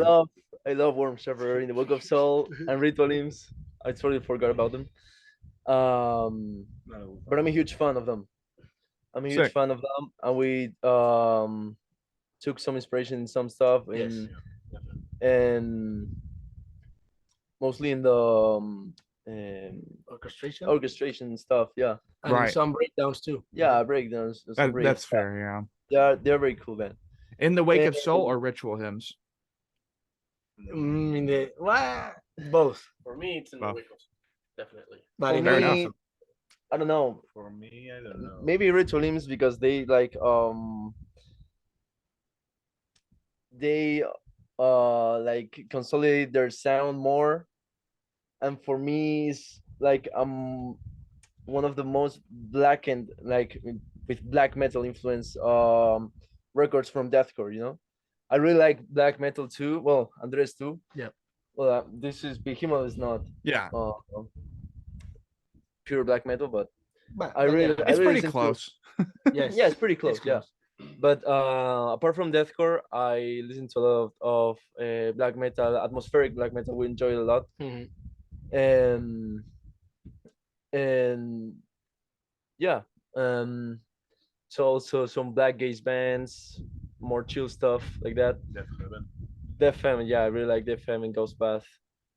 But I don't know if they're really an influence to the band. No, I don't think so. No, we're very focused on the The blackened part, like they're just blackened, heavy, relentless. yeah, Meh. Like yeah. Yes, We don't want to like include something that is not gonna work in deathcore, you know. yeah. Sweet. Okay, cool. And And in that maybe- case, oh, what's up? Sorry, You're good. no, I was gonna talk about some guitarists. Bring it on. Let's do it. Not lots of solo guitarists, more like guitarists. They two guitarists of Trivium, Okay, cool. Matt Heafy and Corey Bello. I think it's pronounced. And also the guitarist from Bobodinia. Oh shit, They're which pretty one? sick. Luandil Percent and All of Chris them. Nopolos, all All of of them. them. Yeah, they're sick. they are fucking cool. Yes. And their side project Technopath is so cool. I love them. They're really good and very technical, and they have lots of style, unique style. Yes. Fuck yeah. Cool. Well, we are almost done with the people part of the podcast. We finalize, we finish with Jesus, my friend. Take the helm. Jesus, take the wheel. It's such a stupid joke. It's so bad. Go ahead and take us from the very beginning. What got you into vocals? Tell us your story, man. Take as much time as you need. Well, my story with music comes through my family mainly. We've always listened to rock and metal in my family, more like heavy metal kind of shit and rock, but not genres like deathcore at all. And that's how I started getting into genres like new metal, heavy metal, like I said, and rock. Back when I was little, back when I was a child. And then through high school, I had a very good friend that got me into more new metal bands like Linkin Park, System of a Down. I can't recall any of them, but those two were my main bands back in that time. Then I had a little stage where I moved away from the metal scene and I got more into hip hop and trap and that kind of music. But later, when I got into college and met my friend here, Gustavo, I already got into metal back. But back in that time, I was listening to more grunge kind of bands, post grunge, rock. Yeah, like he said, 3 Days Grace, some depressive bands like that, Breaking Benjamin, and then he was like on another stage of metal in terms of the genre and intensity. Yeah, and he was more into metalcore and that kind of music, and he got me into metalcore definitely. And then we passed to deathcore, I believe, together, and fully got into deathcore together and hardcore. Yeah. In uni, I had a very strong stage of hardcore, listening only to hardcore and metalcore. But it was with Lucifer's, with Enterprise Earth album that we mentioned previously, that I fully got into deathcore. I showed him this album. We both thought that it was a masterpiece, and we still think is one of the best deathcore albums ever. And that from that point up to this point, I've been listening to deathcore as my main metal genre. But unlike these guys, I've never had this click on my head of this rough idea of making music, creating music. I had a little stage where I tried to play guitar, bought a very cheap guitar, and I tried playing for like a week, and I got tired of it. I got rid of that guitar. I bought it for $80 and sold it 2 years later for 70. So it was not such a bad deal for me. But it was in 2021 where I was just listening to music, and I was talking to him through WhatsApp. We were messaging each other, we're texting, and I sent him an audio trying to mimic the Heretics Prevails breakdown by Shadow of Intent, which is an absolute banger. And he thought I didn't know anything about vocals or how to do gutturals, but he thought I had something on my voice, some kind of rough technique, and that I could work on it. Yeah. And he actually showed that that audio to the rest of the band members, and they all thought that it could sound cool. And without hesitation, they put a lot of trust in me and got me into the band without even knowing how to do gutturals fully. And when I met them, I saw that they were like, this guy he might not be the best guitarist in the world, like he said, but he's a fucking machine. Yeah. He's a very good guitarist, and these guys are also pretty talented. And I thought to myself, I gotta keep up with the level, because I know nothing, and these guys have years of practice. So I started practicing a lot, and I started doing vocals only like 2 years, almost 2 years ago. Well, actually, the record was Perennial Malice was record when I had only been practicing for a year. And but yeah, I made a huge effort to keep up with the level, like I said, and yeah, I'm proud with my vocals so far. Yeah, I think it sounds really good so far. Like, listening to the EP vocally, right? I could recall what I decided to describe in the listening session right after I listened to it, but I remember hearing a lot of Kyler Cheek from the Stygian Complex. I heard plenty of Greg Gilbert in there as well. I was hearing plenty of CJ McCreary. Trying to think of some like more realistic level vocalists, like some newer ones that are coming out, because like of course you want to shout out all of the major vocalists like Phil Bozeman or CJ McConaughey, CJ McCreary, Alex Kohler, but without a doubt, like a good combination between Greg Gilbert, Kyler Cheek of the Stygian Complex, and then I'm trying to think of some other ones I've had on recently. Shit. Like, you know what? No, I'm gonna go ahead and like at least listen to like a little excerpt, because like it's been a little bit. It's been a little bit for sure. But I remember like a wide variety of different vocals, and I'm like, yeah, this dude sounds just like these guys. And I'm like, this is great. So 1 second. All right. Okay. Immediately. Greg Gilbert, Kyler Cheek, and who else? Fuck.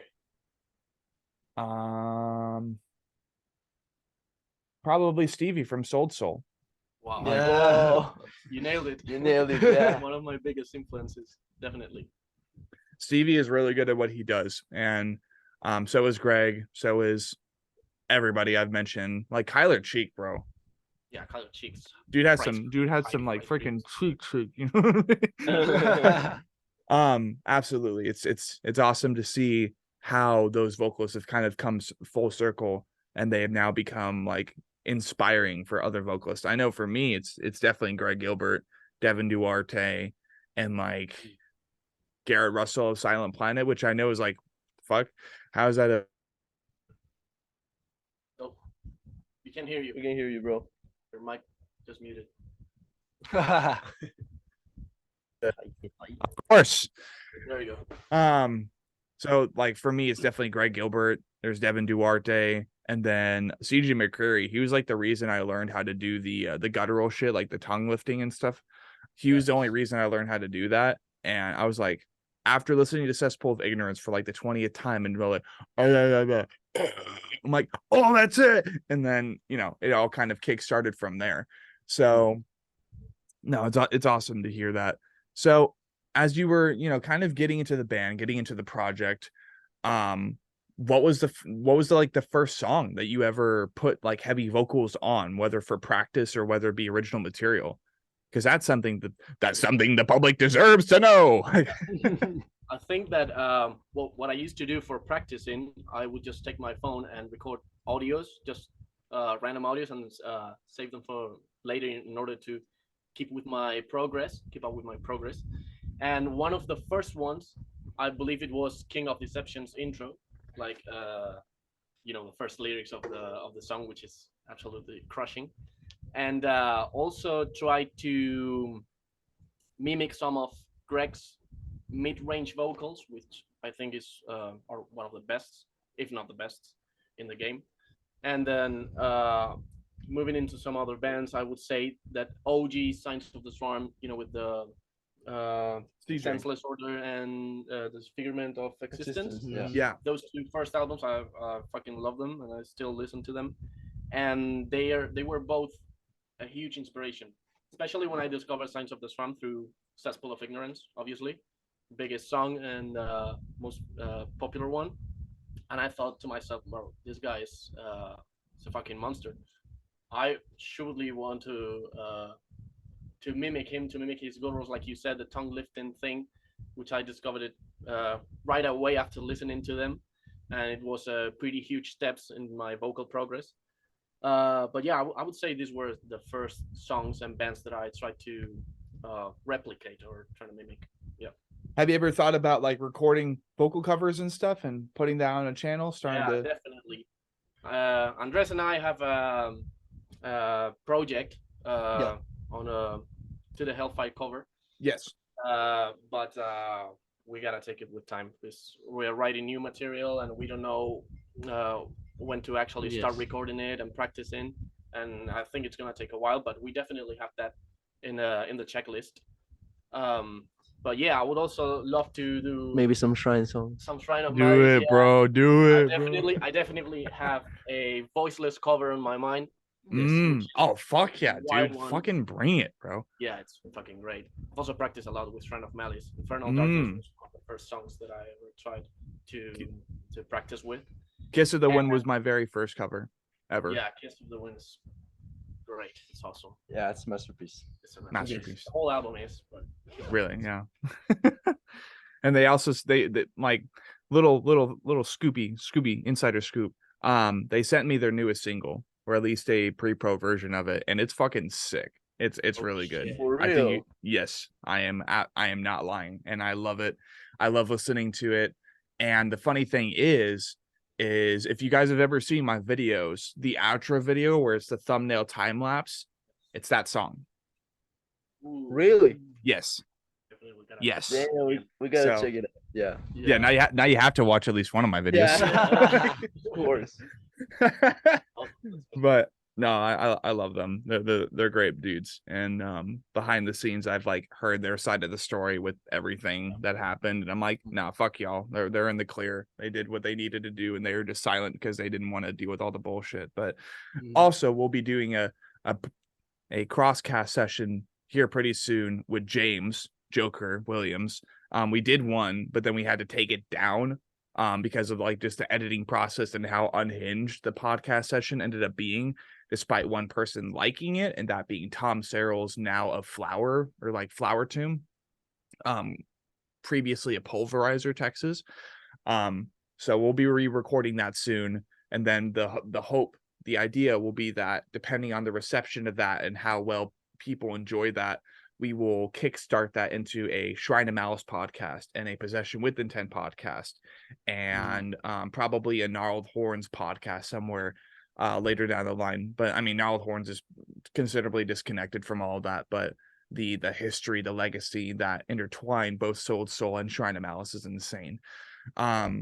So bringing it back down to earth, bringing it back to Heirs of Hatred, we've been talking quite a bit about some of the inspirations, the bands, the artists really that you've been listening to as you've tried to kind of speed run your vocal journey.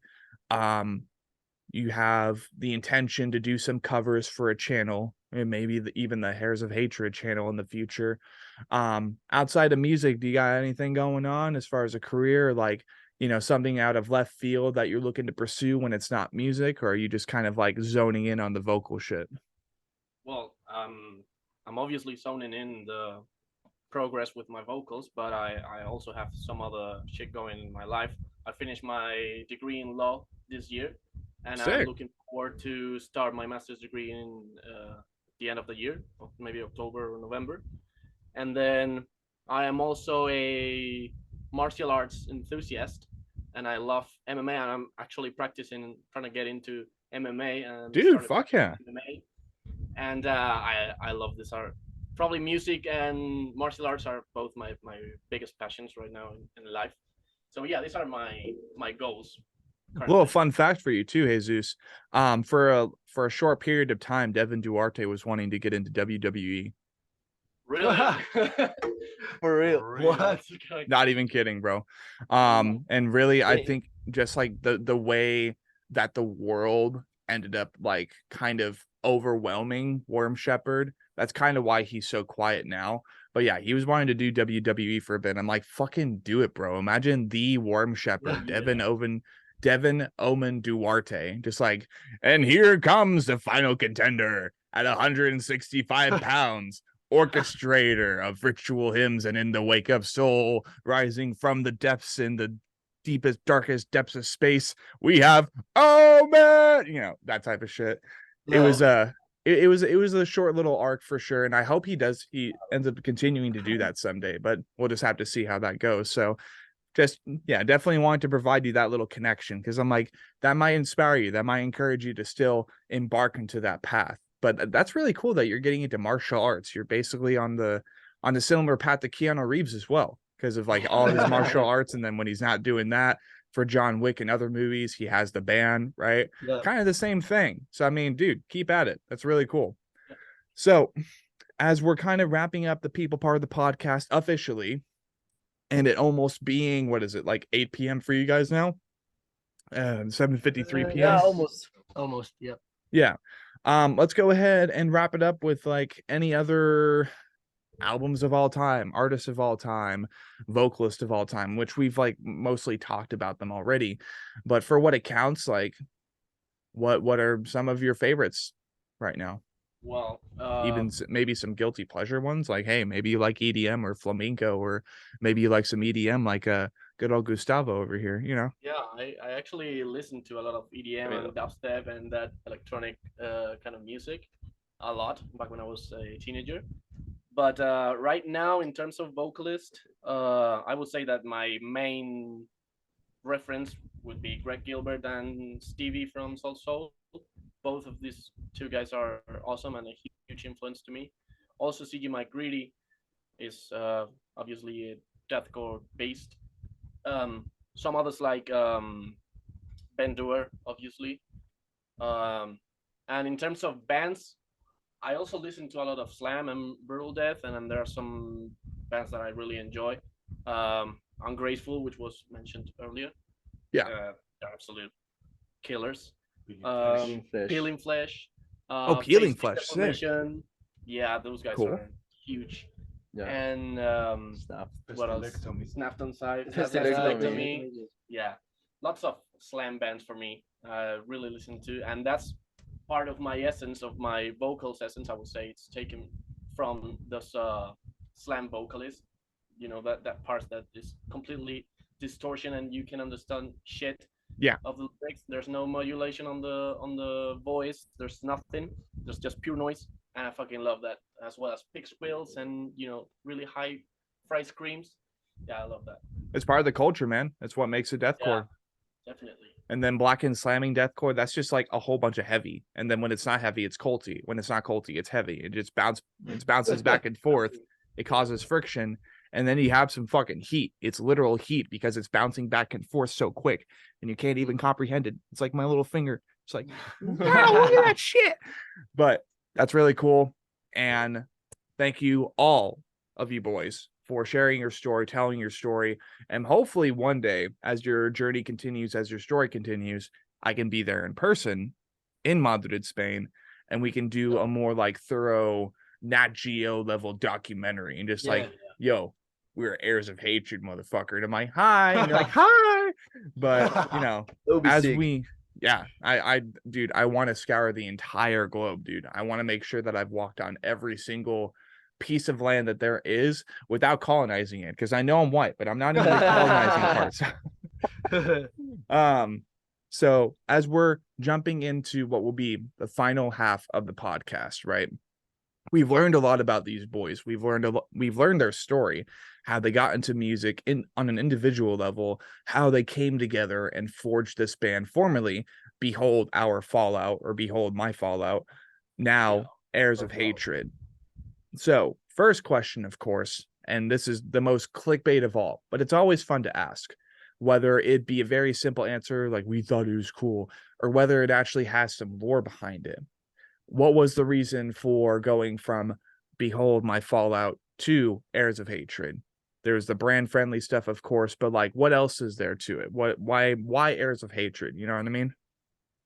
Well, as creator of the name, I always like the concept of hate. People used to relate it to something negative, but I think that hate can also be used as a weapon to do whatever you can and want. And the word hate just needed another word to connect the hate. But hatred was finally the word I used because it was more powerful, and heirs because it got you. I don't know. Yeah, It's catchy, yeah. But it's related with my perception of the hate and the world where we live that is full of it. So do you boys consider yourselves to be the heirs of hatred?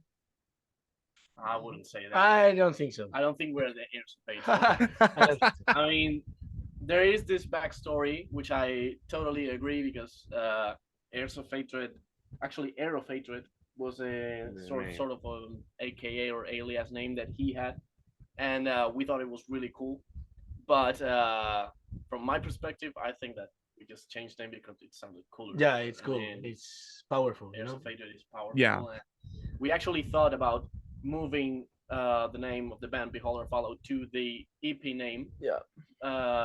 But lately it was completely discarded, and we thought that Perennial Malice would fit perfectly on it. Yeah, Cool. we had a bunch of ideas. With the names. No, with the names in general and in the music, but we started to learn how to make things better, and we finally discarded lots of stuff that was initially like, wow, this is cool. Yeah. Right. Fair But it enough. Okay. wasn't. Yeah. Sweet. Well, in that case, being that there doesn't really seem to be a massive story behind the name, it just sounded cool, which more often than not, that's usually a band's answer to that question, and that's completely fine. And that's where kind of I come in with the headcanon of like, okay, so maybe humanity is just inevitably bred, made, created, and meant to embark upon a path of hatred. So simply said, perhaps the four of you are just more heirs to what humanity has bred and inflicted upon the planet, upon its own people, upon other minorities with prejudices and shit, just all the bad shit that makes humanity, because this is kind of like a more negative aspect of it, and that's what also makes the music more intense. Perhaps you guys are just more heirs to the legacy of hatred that humanity has unleashed upon the world. That's kind of like the first thing I think of. But Yeah. Could be. The other name, the name Behold Our Fallout did have a lore story, and it's just what it is. Yeah. Behold, the actions of the human have consequences, and these are the consequences. The original name has that lore. Yeah. Even though that story is in And the it lyrics. actually has a connection to the lore of the EP. Yeah. shit. Okay, cool.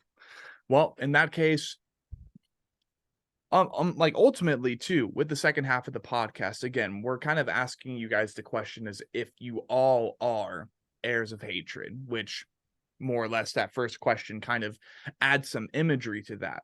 You're just more heirs of hatred amongst the many others that are born basically every single day, right? And you just happen to be forging this band and providing music and imagery to that idea. So Yes. for all of you, what is the most important part about writing a song for Heirs of Hatred? To be heavy, Yeah, for Probably. me, catchy in some points. I like the catchy music, but we need to keep it heavy and To be dark interesting. also, Yeah, you I know. would say that our foundations are both to be dark and heavy at the same time, and not only one of them, but two at the same time, Yeah. if possible. I would say. Cool. But in terms of composition, I would say that another very important element that we have in our songs is the flow of the song. I would say how it flows and how it feels, the vibes that you can get from it. And I think that's one of the most important things Yes. when composing. Cool. And being that you guys have provided the genre label for Heirs of Hatred to Blackened Slamming Deathcore, well, currently in our modern scene right now, other bands that connect with this sound include and are not limited to Nithful, Abysmal Decay, Abhorrent Abomination. Yeah. I would say Beyond Deviation, but I don't know if I can confirm that. So at least like most of the boys in the Downtuned Obey a Productions Tyrant, team. too. To Obey a Tyrant. Yeah, that's true. That's very, very true. And they're great. We've had them on the podcast as Yeah, we well. know. Really cool dudes. Oh, you're like, yeah, we know. Shut up. Yeah. Move Yeah, on. yeah, we already Watched it. Yeah. We made our homework. Yeah. Dude, hell yeah. That's awesome. So that being said, why do you guys think that Heirs of Hatred fits under the genre label of Blackened Slamming Deathcore? What makes it Blackened Slamming Deathcore opposed to just death metal, slamming brutal death metal? Because apparently that's a growing genre. Hardcore, even beat down, because you have all these major subgenres, right? So what do you think not isolates and concretes this band to the genre of Blackened Slamming Deathcore, but what do you think is a good description of why right now it's Blackened Slamming Deathcore? First of all, it has a lot to do with our chords selection, you know, our riffs, our chords. There are a lot of black in it. They use it in a lot of black metal songs, and we know it, and we replicate it and do it as We took our influence, own. yeah. And yeah, the orchestration also. We're planning to do more of that because we are new, so we don't have first the tools and second the experience to do it. We're right? still learning, I don't. yeah. We're still learning. Yeah. But yeah, I mean, the melodies you create, we're starting to trying to focus it in what it can make you feel. Of course, something dark or something. the sad, dark melodies, you know. Yeah, and not only melodies in the riffs, but also in the ambience you make. Hmm. That has to be dark, And- evil. And the slam parts, in my opinion, in deathcore right now, there are no, even for me, Signs of the Swarm is no longer a slamming deathcore band, because my opinion, to do a song and the final breakdown is a breakdown of slam, you are not a slamming band for integrating a slam breakdown of the final of the song. And for me, Signs of the Swarm is that. I like it. I love the last album, but they are not for me any longer slamming. Us, in my point of view, we are, because we incorporate, like Crown Magnetar are another slamming deathcore band, because they not only use slam for breakdowns, they use slam for transitions, main riff of the song, and no many bands do that. And for me, is that. Cool. I mean, maybe I think we've taken a more influence from pure slam bands. I mean, not deathcore slamming bands, but slamming death metal bands. And also in the vocals too. Yeah. We want to make, I don't know, more strange sounds that are not part of deathcore but more of slam. Yeah. We Yeah, try to yeah. impregnate our songs with the most like disgusting part of the vocals, and that part obviously comes from the slam vocalists. Without a doubt, dude, your vocal, like both your vocal efforts and your lyrical efforts, especially with what is it? There's a Lustful Whore, there's a Fate That's right. Shaper. I think just most of the record, I remember it having just like these very graphic lyrics and just, ripping open the belly of the slut. I'm like, oh, okay, cool. This is this is heavy, bro. You But should not- know the story behind that song. Yeah, and it's we'll good. definitely be telling that story later here in session. Also, real quick, boys, you don't have to really do anything. Friend of mine is just like saying hi. So yeah, thank you. And it's cool to have people to share kind of like the podcast. It's just like, oh my god, you're on YouTube. Whoa. But no, that's great. And I'm trying to make sure that, as annoying as it can be sometimes, like, why is your band Blackened slamming deathcore, not just Blackened deathcore? You don't sound anything like Shrine of Malice or blah, blah, blah. And like they're having a fucking aneurysm over here because they're like, yeah, this is not what this is to me. Like, this is more just slam. I try not to be that person, but more or less have an intelligent conversation on why it's like a 3-word genre, if that makes sense. So thank you for your commentary regarding that. I mean, yeah, basically you guys have a very melancholic sound, but half the time Jesus over here, his articulation is not there, but on purpose.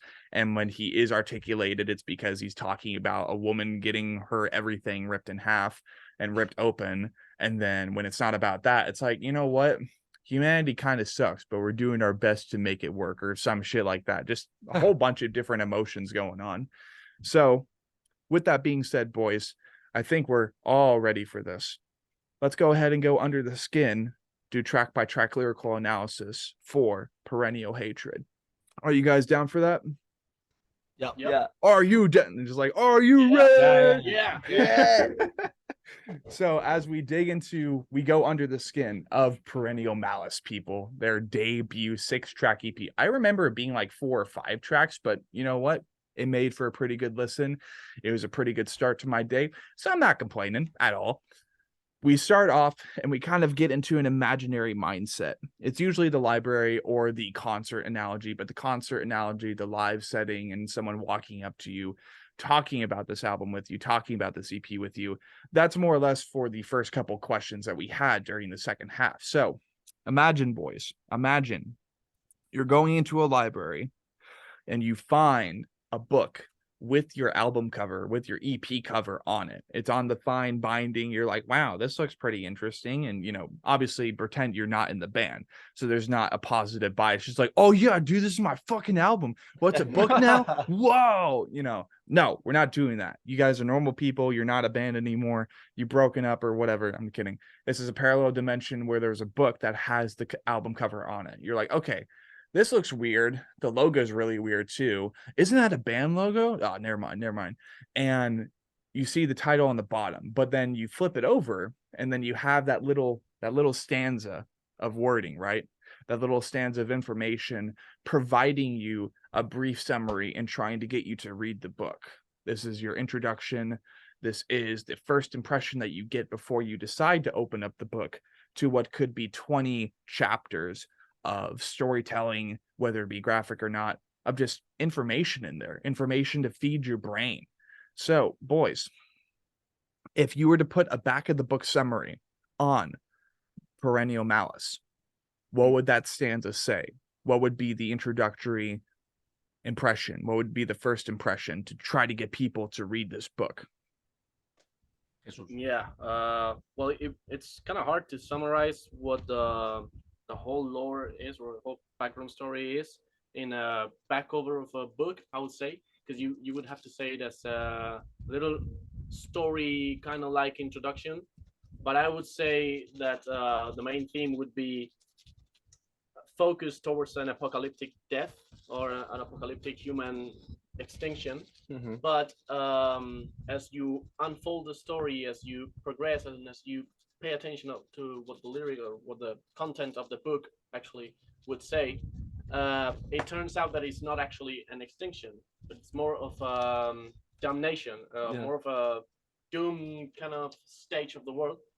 And I think that's the main attractive point that our EP has in terms of lore, because apocalyptic death has been used in many ways in deathcore and this kind of dark metal genres, but we wanted to have that same essence or presence, but also having some original perspective or some original plot twist.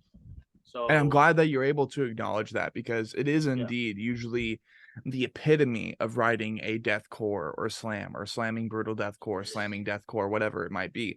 That's usually the epitome of writing a record like that, is embodying and providing a third party perspective of just humanity being shit. So you're treating it like shit and you might as well be turning it into shit, right? So what would you think kind of helps separate this from those other hundreds of albums, lyrically speaking?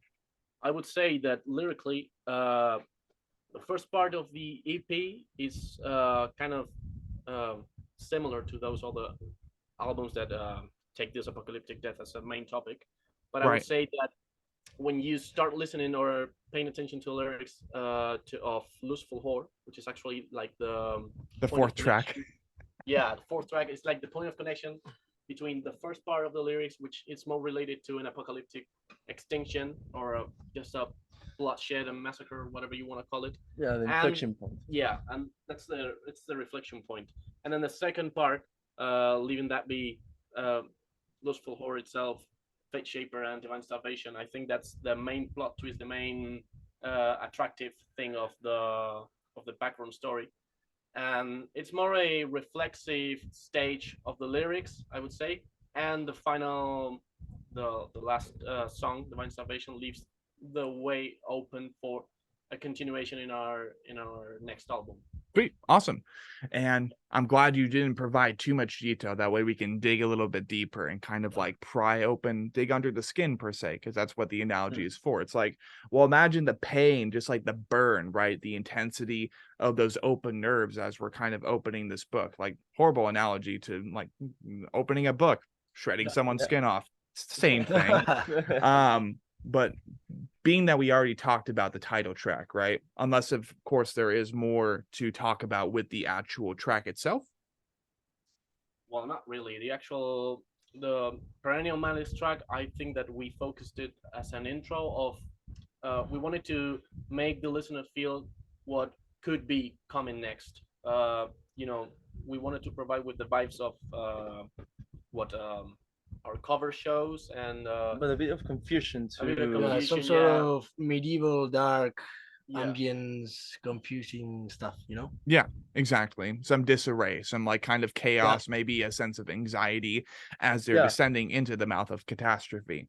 So Yeah, with that being said, something what's up? something that like makes you feel like something's not right, like something is, Yeah, but you don't really know what.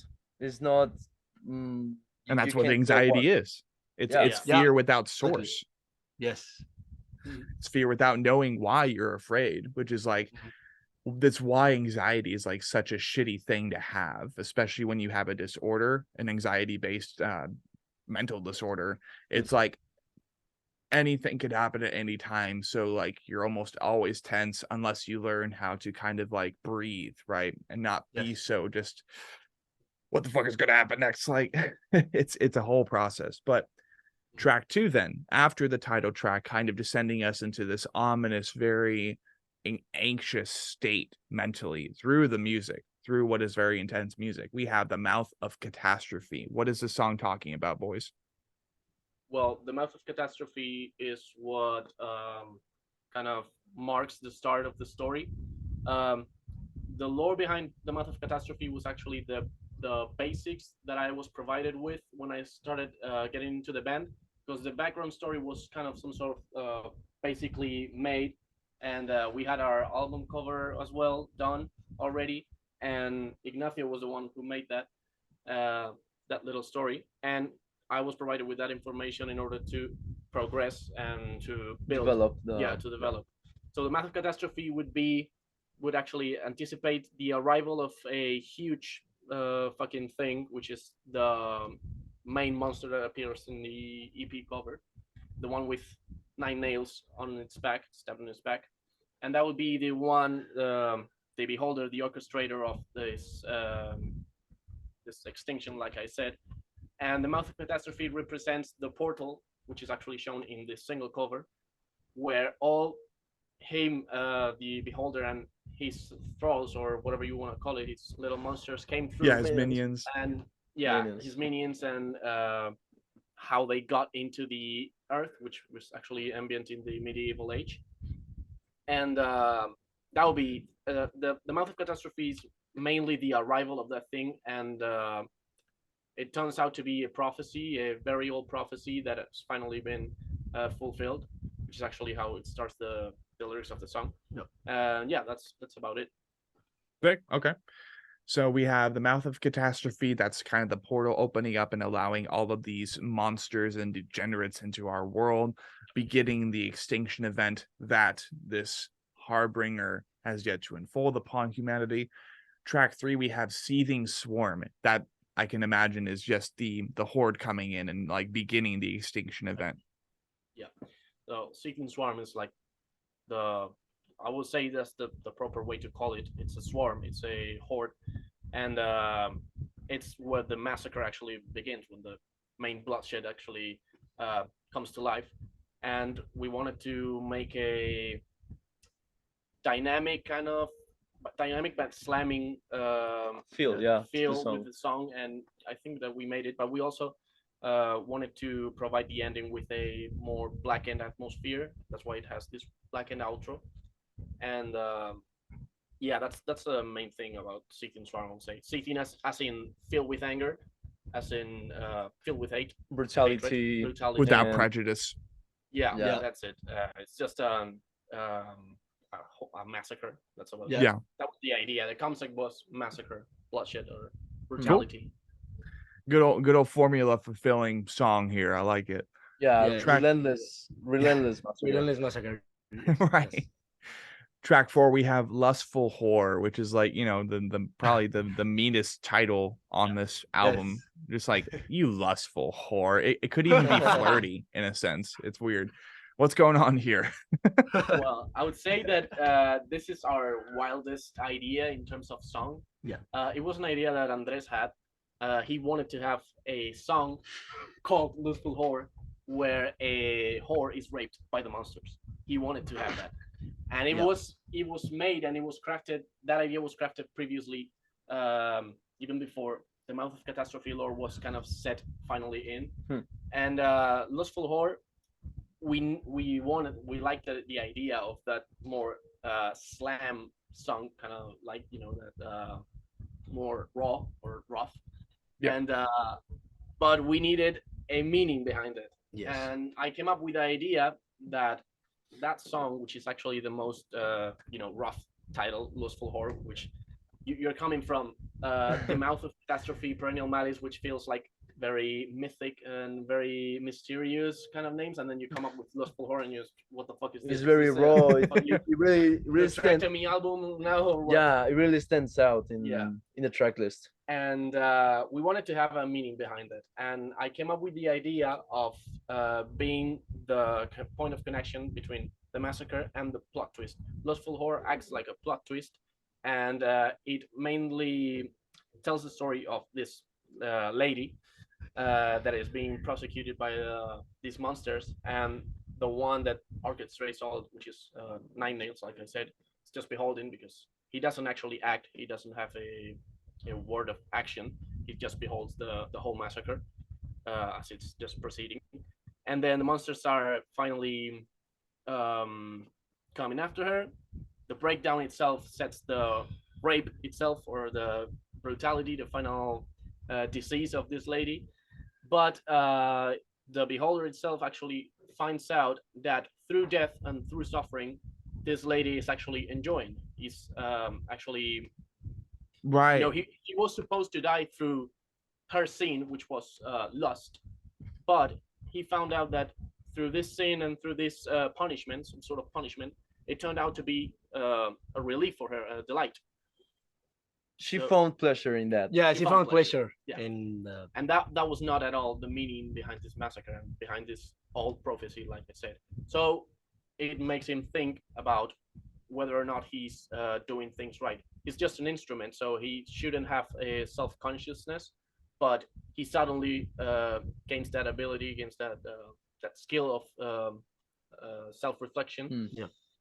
And that's a point of connection between the Yeah. It's a very subtle plot twist. It's like, oh, you're into this? I'm kind of freaked out now. I'm like questioning everything. Yeah. It's the same thing as like being I guess I can correlate that with real life. Just like I mean, I know I would be intimidated if like I happened to be a mass murderer, and I don't know. Let's see. There's a meme I saw recently, and it's like Jason or this dude in a murderer's mask, Yes. and his victim's like, "Oh my gosh, daddy, yes, tie me up." He's like, "There's something wrong with you people," or whatever. Yeah. She's like, we love that for you. It's so weird, but it's funny, and it kind of reminds me of that. So that's definitely a plot twist, even if it's a subtle one. Track 5, we have Fate Shaper featuring Lewis from Counteract. Yeah, that's right. Well, Fate Shaper is actually where the introspective procedure comes up inside of the beholder's head, and he starts thinking how this prophecy is completely fucked up and how it doesn't even make sense, since he's watched this scene of brutality and rape, and the victim has actually turned out to enjoy it. He sees many stories like that during the massacre, and he starts thinking how the prophecy was not finally written. It was a prophecy that leaves a future voiceless. It doesn't say how the mankind is actually deserving, or how this punishment is actually working. And he starts thinking, and he makes the decision to rearrange the prophecy to do what he thinks it's best for the actually damnation to finally close up. And that's how that's the whole process of thinking, and that's how he finally makes his decision and executes it on the Divine Salvation song, which is the final one. Okay. And obviously you guys are buddies with the band Counteract, so there's a little bit positive bias, but were there any other reasons for featuring Lewis on this? Well, he's an insane vocalist. He's very talented, and He's very fun with us. yeah, he's a good friend. Yeah, with those us. guys really helped us out in Many almost ways. everything in any ways. Yeah, So we really much owe them a lot. Yeah. And what better honor than including in a song of ours. Right. It was like the fittest person, you know. Cool. Sounds good. All right. We have the final track, which is Divine Starvation. What's going on here lyrically? well, lyrically, this is where the point of the story where Nine Nails actually executes his final decision, which is not ending up with the massacre. The massacre may have just taken out like a third of the whole human population on the earth, but these 2/3 remain, and he decides not to not to proceed with the massacre, The plan, but actually kind of twist it a little bit, and instead of killing them, he would leave them with a world that is lifeless. It's soulless Rotten. world. Yeah, it's rotten. infertile. Yeah. It's like a Nothing sort of- grows there. Yeah. yeah, realm of damnation. Things grow, but they grow dead. Yeah. That's the thing. So there's no point of happiness or joy or hope. Everything has vanished, and of course, Popo. Sorry. that's Mochi. Mochi. Hello. Oh, sweet little dog. We're planning to get him in our merch. Yeah. As a t-shirt. Do it. That'd be so sick. Yes. So yeah, that's it. The name of the song comes basically because he has left a world that is godless, is completely faithless, and people are starving for faith, for Hope. hope. Yeah. So that's why it's called Divine Starvation. Okay. And I definitely try to be like as intuitive as possible when it comes to doing these under the skin sessions. So we behold a story that was originally your average apocalypse event, your average world ending event. There is a complication where humanity seems to find pleasure in pain, or at least someone amongst humanity is finding pleasure in pain. That makes even evil question itself, and therefore they decide not to just kill humanity off, because maybe humanity these days, it like prays for death. It prays for its own demise. It just welcomes pain. It welcomes suffering, because a lot of people these days are misanthropic maybe. Yep. So what were like kind of the mindsets, maybe something correlating with real life, because that's definitely something, and that's, I don't know, when it comes to writing lyrics, I know that 90% of the songs that I've heard by people, maybe other than Attila and Rob Zombie, which even that correlates with just the movies that he's made in real life, right? What were some of the things you guys were thinking about when it came to writing what would be the story behind Perennial Malice? Like, what were some of the mindsets? Why did you decide to provide a plot twist? What was going on a more like a real life level? Well, the plot twist actually, I think it was an idea that we all had because we didn't want to fit in this, like you said, epidemic of apocalyptic death topic EPs and albums. But I would say that the mindset itself was provided by Ignacio. You want to tell the story about how you came up with the idea? Well, it's what I told earlier. It's my perception of the world right now. I mean, the story is in the medieval, but the meaning behind the original name, which created the story and the cover art, and that is my perception of the world and the hate we live in. Cool. Yeah, pretty simple. Yeah. And it definitely contributes to the culture, but helps you guys break away, even if it's like just a little bit. It's like, okay, this band decided to write an apocalypse event, but have like a kind of fucked up twist to it that even has evil questioning itself. So yeah, that's really cool. And that will be the end of the Under the Skin session. This has been a really great session. This has been a really great podcast episode. whatever the number happens to be. The EP is out now independently. The EP stream is over on Slam Worldwide. These guys, like every other band, are already cooking up new music, preparing for what will be their first full-length record, and just trying to continue to climb, just like every other band that we've had on the podcast, and we love to see them grow.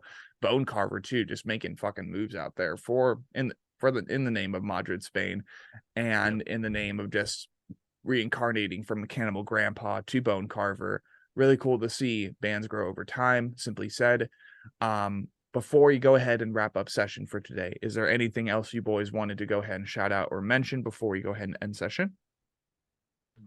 I don't think that's about it. You guys have any? I don't think so. No. Yeah. Do you have any question? Not I guess if you guys have any physical merch options in the works. Oh, we're Yeah, working on it. We're working on it. Yeah. We're working on it. So yeah. Cool.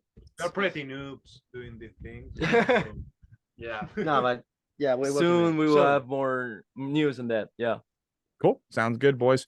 Well, thank you all for deciding to tune in. Thank you, boys, for deciding to stop by, provide me your time. And now I go right back to dog sitting. Thank you, everybody, for listening, and we will see you guys next time on the Anatomy Crosscast.